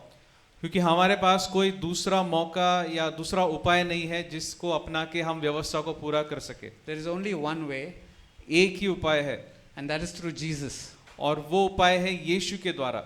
It is when we put our faith in Jesus and receive him as our savior जब हम मसीह पर विश्वास करते हैं और उसे अपना उद्धारकर्ता के तौर पे स्वीकार करते हैं, because Jesus fulfilled the law, क्योंकि यीशु ने अपना ये व्यवस्था को पूरा किया, that is why I fulfill the law. इसी वजह से मैंने भी व्यवस्था को पूरा कर लिया है। Okay, it is finished means Jesus has done it. पूरा हुआ इसका मतलब है यीशु ने उसे पूरा कर दिया है। And when it is finished, that means that Jesus earned righteousness. और जब यीशु ने व्यवस्था को पूरा किया उसका मतलब है यीशु ने धार्मिकता को पा लिया है। He is the only person who could have earned righteousness. वो दुनिया में इकलौता ऐसा व्यक्ति था जो धार्मिकता को पा सकता है। None of us can earn righteousness हम में से कोई भी धार्मिकता को कमा नहीं सकते, because no matter what we do, some area we will sin.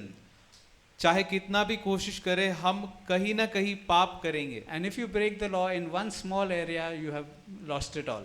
और व्यवस्था के अनुसार अगर हमने एक भी आज्ञा का पालन नहीं किया तो हमने पूरी व्यवस्था का पालन नहीं किया। And so we cannot receive God's righteousness. और इसी वजह से हम कभी भी धार्मिकता को कमा नहीं सकते। We can only have our own self-righteousness. हम सिर्फ खुद की धार्मिकता कमा सकते हैं।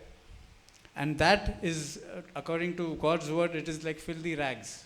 और परमेश्वर के वचन के अनुसार वो फटे हुए कपड़े हैं, मतलब Gande kapde. यस।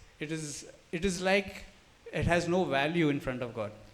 इसका मतलब है उस धार्मिकता, मनुष्य की धार्मिकता की कीमत परमेश्वर के सामने कुछ भी नहीं है। But what God is interested in is लेकिन परमेश्वर कौन सी बात में दिलचस्पी रखते हैं? that we have God's kind of righteousness. कि हमारे पास परमेश्वर की धार्मिकता हो, Because that righteousness is perfect. क्योंकि वो धार्मिकता परिपूर्ण है। But we cannot earn it, लेकिन हम उससे कमा नहीं सकते, but we can receive it as a gift. लेकिन हम उसे स्वीकार सकते हैं एक तोहफे के तौर पे। And that's the only way to receive it. और एक ही तरीका है जिसे इसे हम सिर्फ तोहफे के तौर पे ही स्वीकार सकते हैं। We can't buy it, we can't earn it. हम इसे खरीद नहीं सकते, हम इसे कमा भी नहीं सकते। We can only receive it as a gift. हम सिर्फ उसे एक तोहफे के तौर पे स्वीकार कर सकते हैं। And when we receive, how do we receive this as a gift? और इसे हम कैसे स्वीकार करते हैं? When we receive Jesus as our Savior, because He has done it, and I take Jesus as my Savior, so Jesus gives it to me as a gift. जब मैं यीशु को खुद का उद्धारकर्ता के तौर पे स्वीकारता हूँ तो यीशु मुझे उस धार्मिकता को दे देता है एक तोहफे के तौर पे। And because I am receiving something, it is not of my doing. It is not something that I can earn, and it's not something that I can get it from my own strength. क्योंकि मैंने इसे एक तोहफे के तौर पे स्वीकारा है तो मैं उसे कमा नहीं सकता, ये मैं खुद के कामों से कमा नहीं सकता कभी। It is only by faith that I can receive it. मैं इसे सिर्फ विश्वास के द्वारा स्वीकार कर सकता हूँ। And how do we get faith? और हमें विश्वास कहाँ से आता है? Let's look at Romans chapter 10 हम जाएंगे रोमियो की पत्री 10वां अध्याय and verse 17. 17वां वचन। It says, "So then faith comes by hearing, and hearing by the word of God." ये वचन कहता है अतः विश्वास सुनने से और सुनना मसीह के वचन से होता है। I want you to pay attention to the way it has been written. This verse has been written. मैं चाहता हूँ कि आप ध्यान दें इस वचन पे कि ये वचन कैसे लिखा गया है, Because many people read it like this. क्योंकि बहुत लोग इसे ऐसे पढ़ते हैं। So then faith comes by hearing, and hearing the word of God. और बहुत लोग ऐसे पढ़ते हैं कि विश्वास सुनने से और वचन सुनने से आता है, But that is not what is written. लेकिन ये यहाँ पे ऐसे नहीं लिखा गया है। It is written, so then faith comes by hearing, and there's a comma. और यहाँ पे लिखा गया है कि विश्वास सुनने से आता है और वहाँ पे एक कॉमा है। And then it continues to say, and hearing by the word of God. और आगे का वचन कहता है कि सुनना मसीह के वचन से होता है।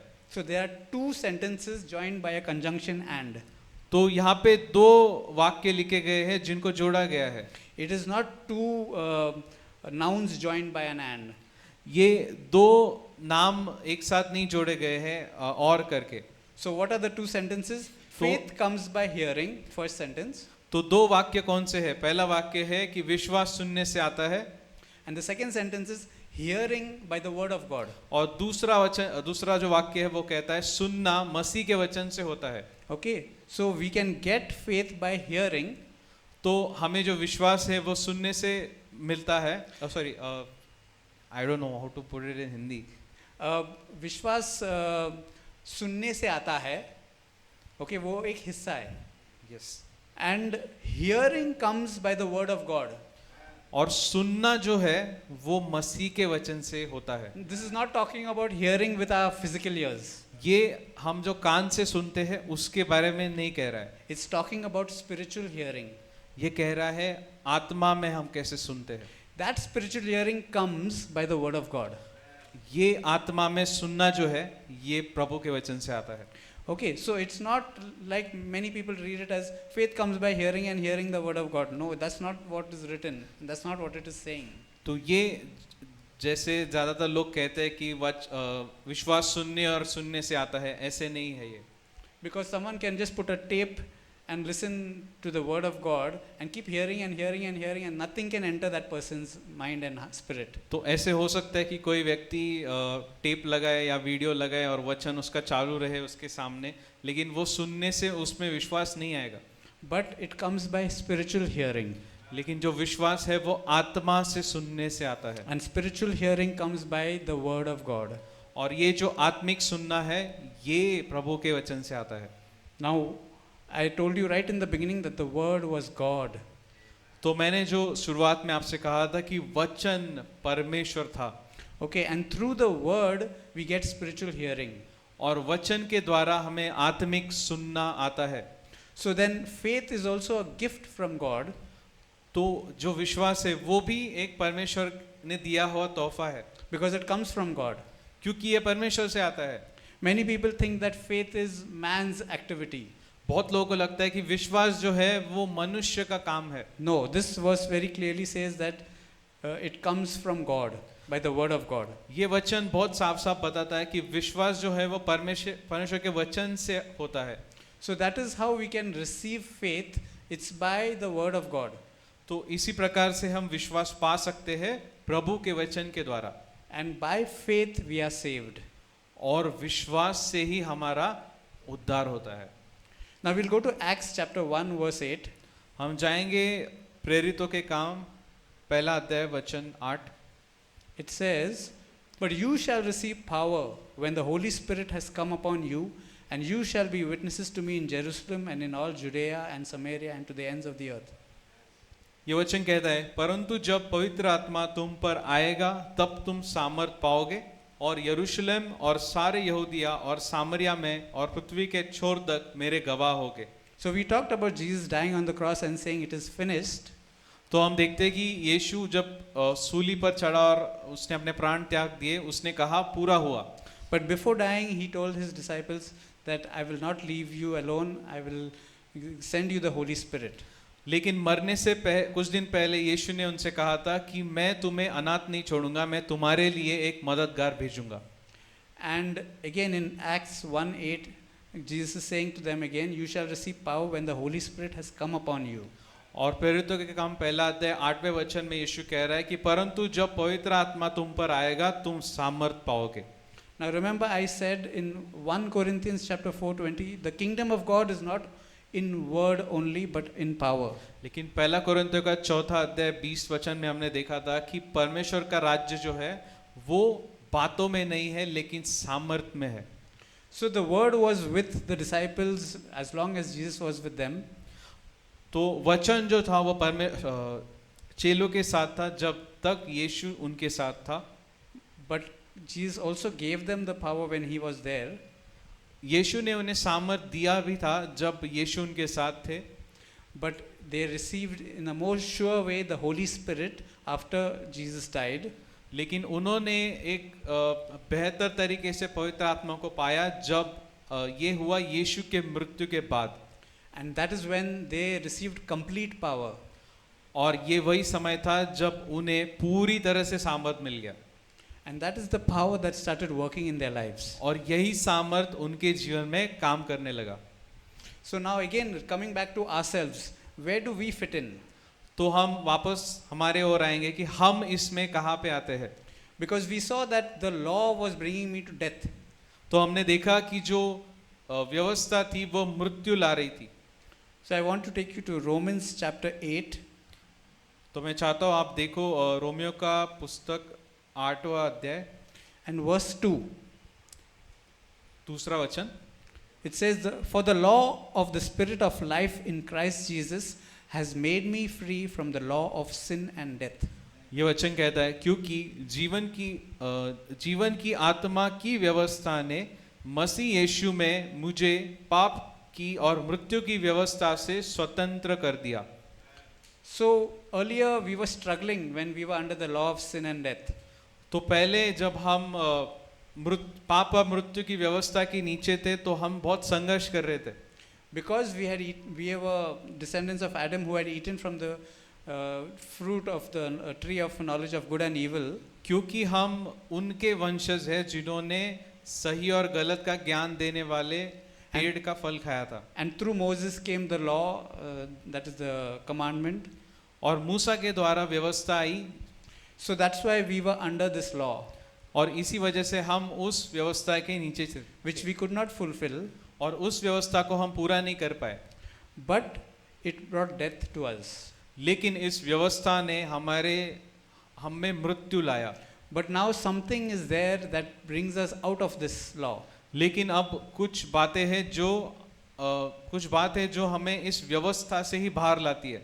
And that is exactly what this verse is saying. The law of the Spirit of life in Christ Jesus has made me free from the law of sin and death. और उसी व्यवस्था के बारे में ये वचन बात करता है क्योंकि जीवन की आत्मा की व्यवस्था ने मसीह यीशु में मुझे पाप और मृत्यु की व्यवस्था से स्वतंत्र कर दिया है. So when we believe in Jesus as our Savior, तो जब हम विश्वास करते हैं मसीह यीशु पे हमारे उद्धारकर्ता होने के लिए, we see that Jesus shed his blood for our sakes तो हम देखते हैं कि यीशु ने अपना लहू हमारे लिए बहाया and set us free और हमें आजाद कर दिया. from the law of sin and death. कि पाप और मृत्यु की व्यवस्था से हमें आजाद कर दिया. Because if we were always going to be under it, then there was no way we could escape. क्योंकि अगर हम उस व्यवस्था के नीचे ही अगर रहते तो हमें उससे छुटकारा पाने का दूसरा उपाय ही नहीं था हमारे पास. This is the only way that as a gift God gives us salvation and gives us faith. कि उससे छुटकारा पाने का एक ही उपाय था कि परमेश्वर हमें विश्वास दे और विश्वास के द्वारा हमारा उद्धार करे. And it is because of this gift that we are now free from the law of sin and death. और इसी तोहफे के कारण आज हम मृत्यु और पाप की व्यवस्था से आजाद हो गए हैं. That's exactly what the next verse says. Verse 3 says, For what the law could not do, in that it was weak through the flesh, God did by sending his own Son in the likeness of sinful flesh on account of sin. He condemned sin in the flesh, that the righteous requirement of the law might be fulfilled in us, who did not walk according to the flesh, but according to the Spirit.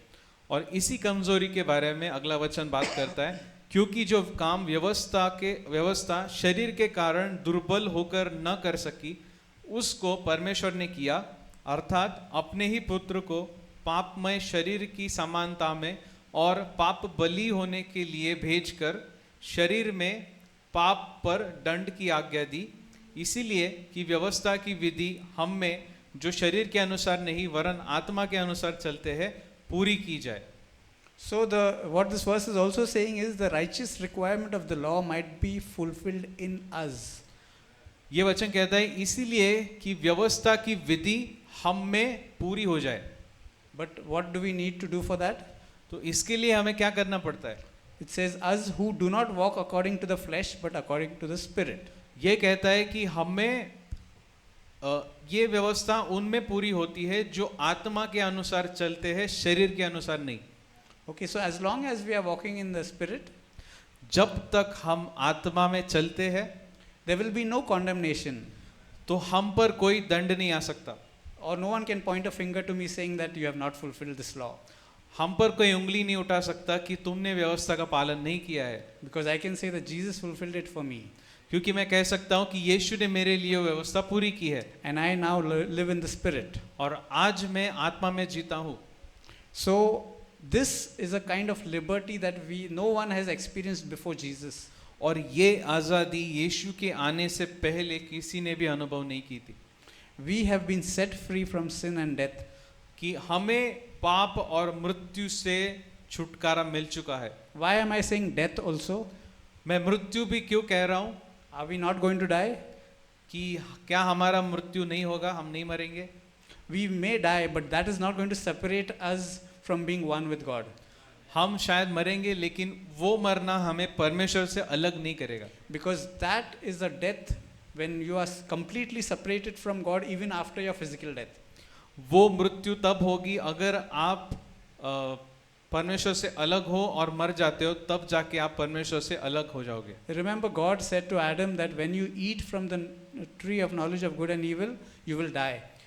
आपको याद होगा कि जब परमेश्वर ने आदम से कहा था कि जिस दिन तू इस पेड़ का फल खाएगा मर जाएगा, But he didn't physically die on the same day that he ate the fruit, लेकिन जिस दिन उसने फल खाया उसी दिन वो नहीं मरा, because God was not talking about physical death. क्योंकि परमेश्वर शरीर में मरने के बारे में बात नहीं कर रहे थे, He was talking about the spiritual death, वो आत्मा में मरने के बारे में बात कर रहे थे। being separated from God.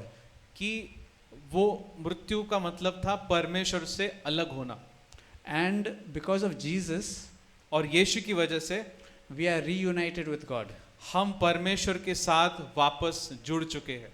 And that is the most beautiful thing in the whole of mankind, और ये मानव जाति के लिए सबसे सुंदर बात है to be reunited with God our Father. कि परमेश्वर के साथ हमारा मेल मिलाप हो जाए।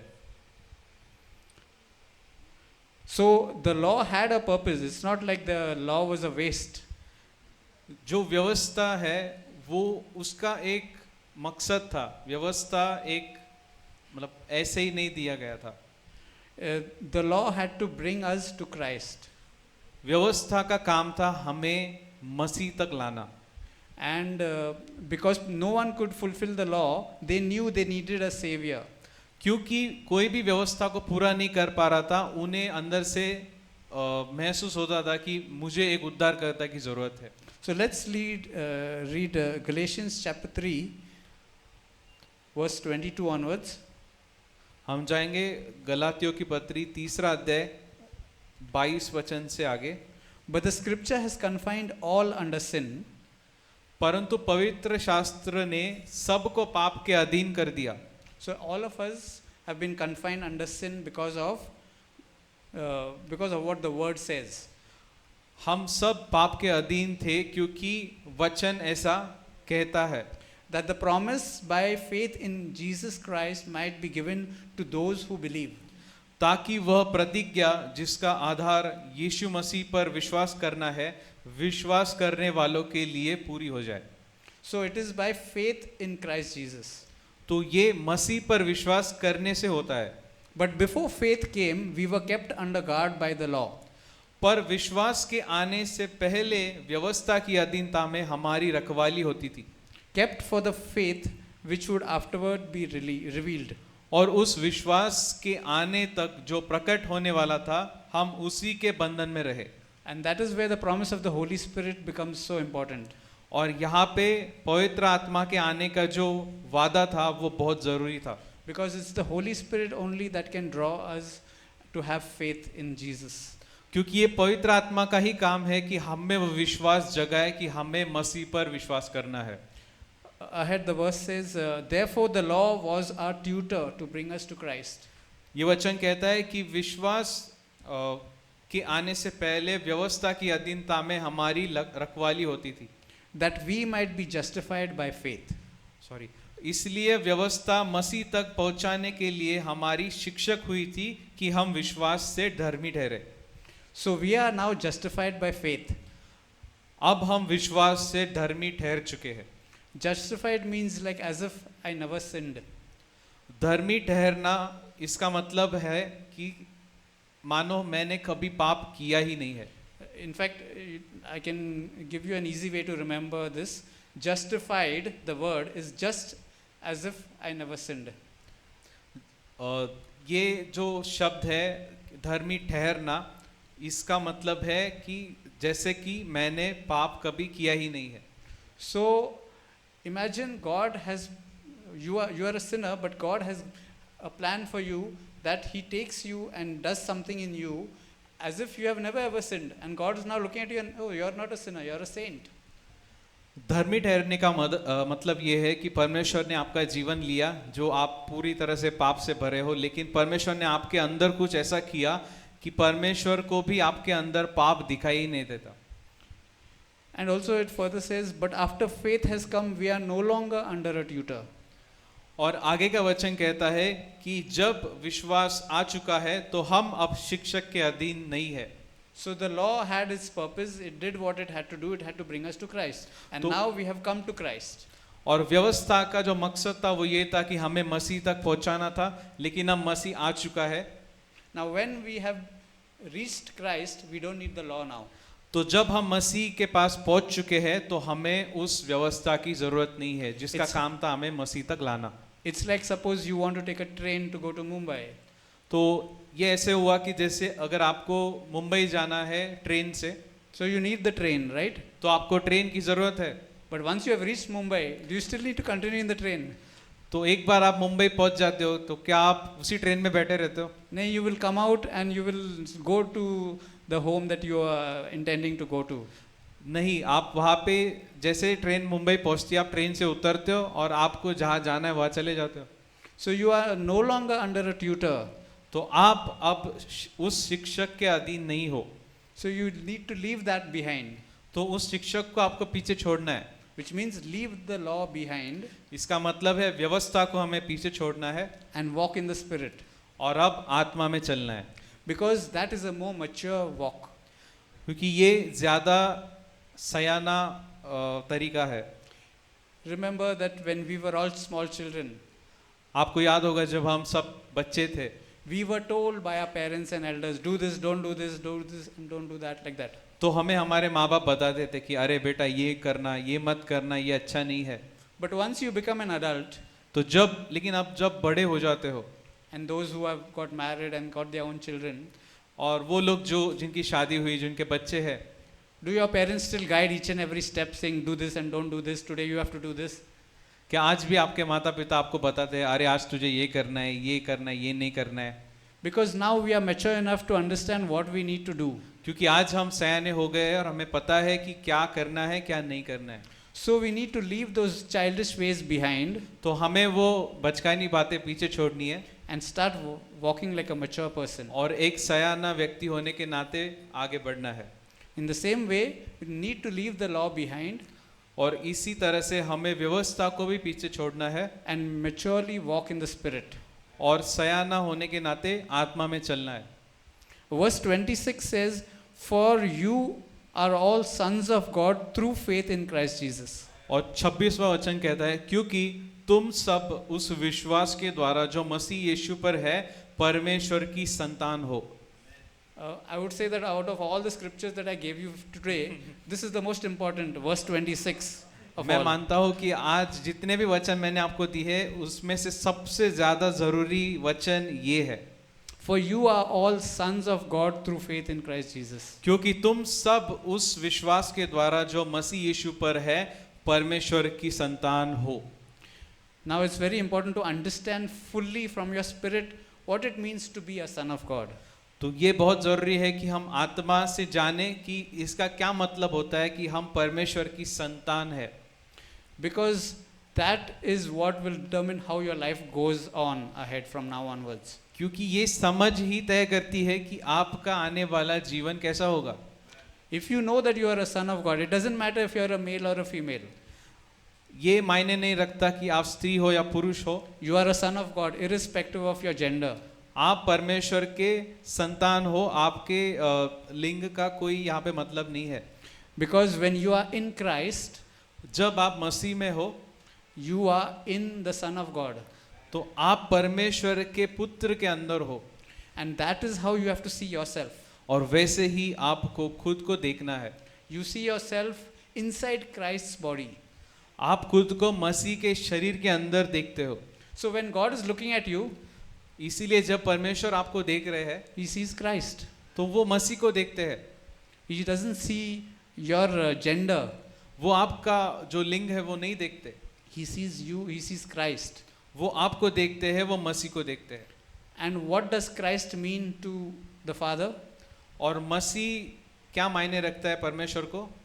The Father has called him, this is my beloved Son, in whom I am well pleased. और पिता ने कहा है कि ये मेरा प्रिय पुत्र है जिसमें मैं प्रसन्न हूँ।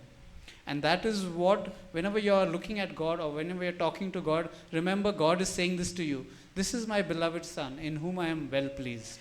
जब आप परमेश्वर से बात करते हो तो आप ये हमेशा याद रखिए कि परमेश्वर आपको देख के यही बात कहते हैं कि ये मेरा प्रिय पुत्र है, इसमें मैं बहुत प्रसन्न हूँ। So every time the Father is saying this to you, this is my beloved Son, in whom I am well pleased. हर बार जब पिता आपसे ये बात कहते हैं कि ये मेरा प्रिय पुत्र है जिसमें मैं बहुत प्रसन्न हूँ, Because you have accepted Jesus as your Savior. ये इसलिए है कि आपने मसीह को अपना उद्धारकर्ता स्वीकार लिया है And you are now in Christ. और आज आप मसीह के अंदर हो। Verse 27 is also important. It says, for as many of you as were baptized into Christ have put on Christ. 27वां वचन भी बहुत जरूरी है। और तुम में से जितनों ने मसीह में बपतिस्मा लिया है उन्होंने मसीह को पहन लिया है। It's like you are wearing Christ every time, whenever you are going anywhere or doing anything, Christ is there around you. इसका मतलब है आपने मसीह को पहन लिया है। जैसे हम कपड़े पहनते हैं बाहर जाते समय, वैसे आपने मसीह को पहन के रखा है। And when anyone sees you, they will not see your inner self, but they will see Christ. और कोई आपको अगर देखता है तो वो आपको नहीं देख रहा है, वो आपके अंदर जो मसीह है उसको देखता है। Now, whether they can see Christ or not, that may be subjective, but when the Father sees you, he always sees Christ. लोग शायद आपके अंदर मसीह को देख पाए या नहीं पाए वो हमें नहीं पता, लेकिन पिता जब आपको देखता है वो हमेशा मसीह को देखता है। Okay, and verse 29, and if you are Christ, then you are Abraham's seed and heirs according to the promise. और 29वां वचन कहता है, और यदि तुम मसीह के हो तो अब्राहम के वंश और प्रतिज्ञा के अनुसार वारिस भी हो। So you belong to the kingdom of God. तो आप परमेश्वर के राज्य में हो, You are a citizen of heaven, आप स्वर्ग के नागरिक हो। and your life here on earth is how many ever years you are going to live over here, it doesn't matter, but what is really going to be there in store for you for eternity is that you are going to be with God. आपका जीवन कितना भी लंबा हो, यहाँ पे आप क्या कर रहे हो वो शायद मायने नहीं रखेगा, लेकिन आपका जो जीवन होगा स्वर्ग में जो होगा वो परमेश्वर के साथ होगा। And no one can separate you from God. और परमेश्वर से आपको कोई भी अलग नहीं कर सकता। That is the promise and the guarantee that is given to us because of the Holy Spirit that abides in us. और यही प्रतिज्ञा हमें दी गई है उस पवित्र आत्मा के द्वारा, वो जो हमारे अंदर रहता है। And that is how we know that we are safe in Christ's hands. और इसी प्रकार से हमें पता चलता है कि हम मसीह के हाथों में सुरक्षित है। No one can snatch it. Jesus himself said, no one can take you away from my hands. मसीह खुद कहता है कि कोई भी मेरी भेड़ों को मेरे हाथ से नहीं छीन सकता। And that is what we have to always remember. और यही बात हमें हमेशा याद रखनी है। So don't let what anybody says to you, whether you are bad or you are not good in this, don't let those things affect you. You are precious in the Father's sight, and that is what you have to remember. इसीलिए इन सारी बातों को जो लोग कहते हैं आपके बारे में, आप अच्छे हो या बुरे हो, इन बातों को अपने पे प्रभाव मत डालने दीजिए। सिर्फ मसीह में आप हो ये हमेशा याद रखिए। Ephesians 2:10, we will not read it, but we know that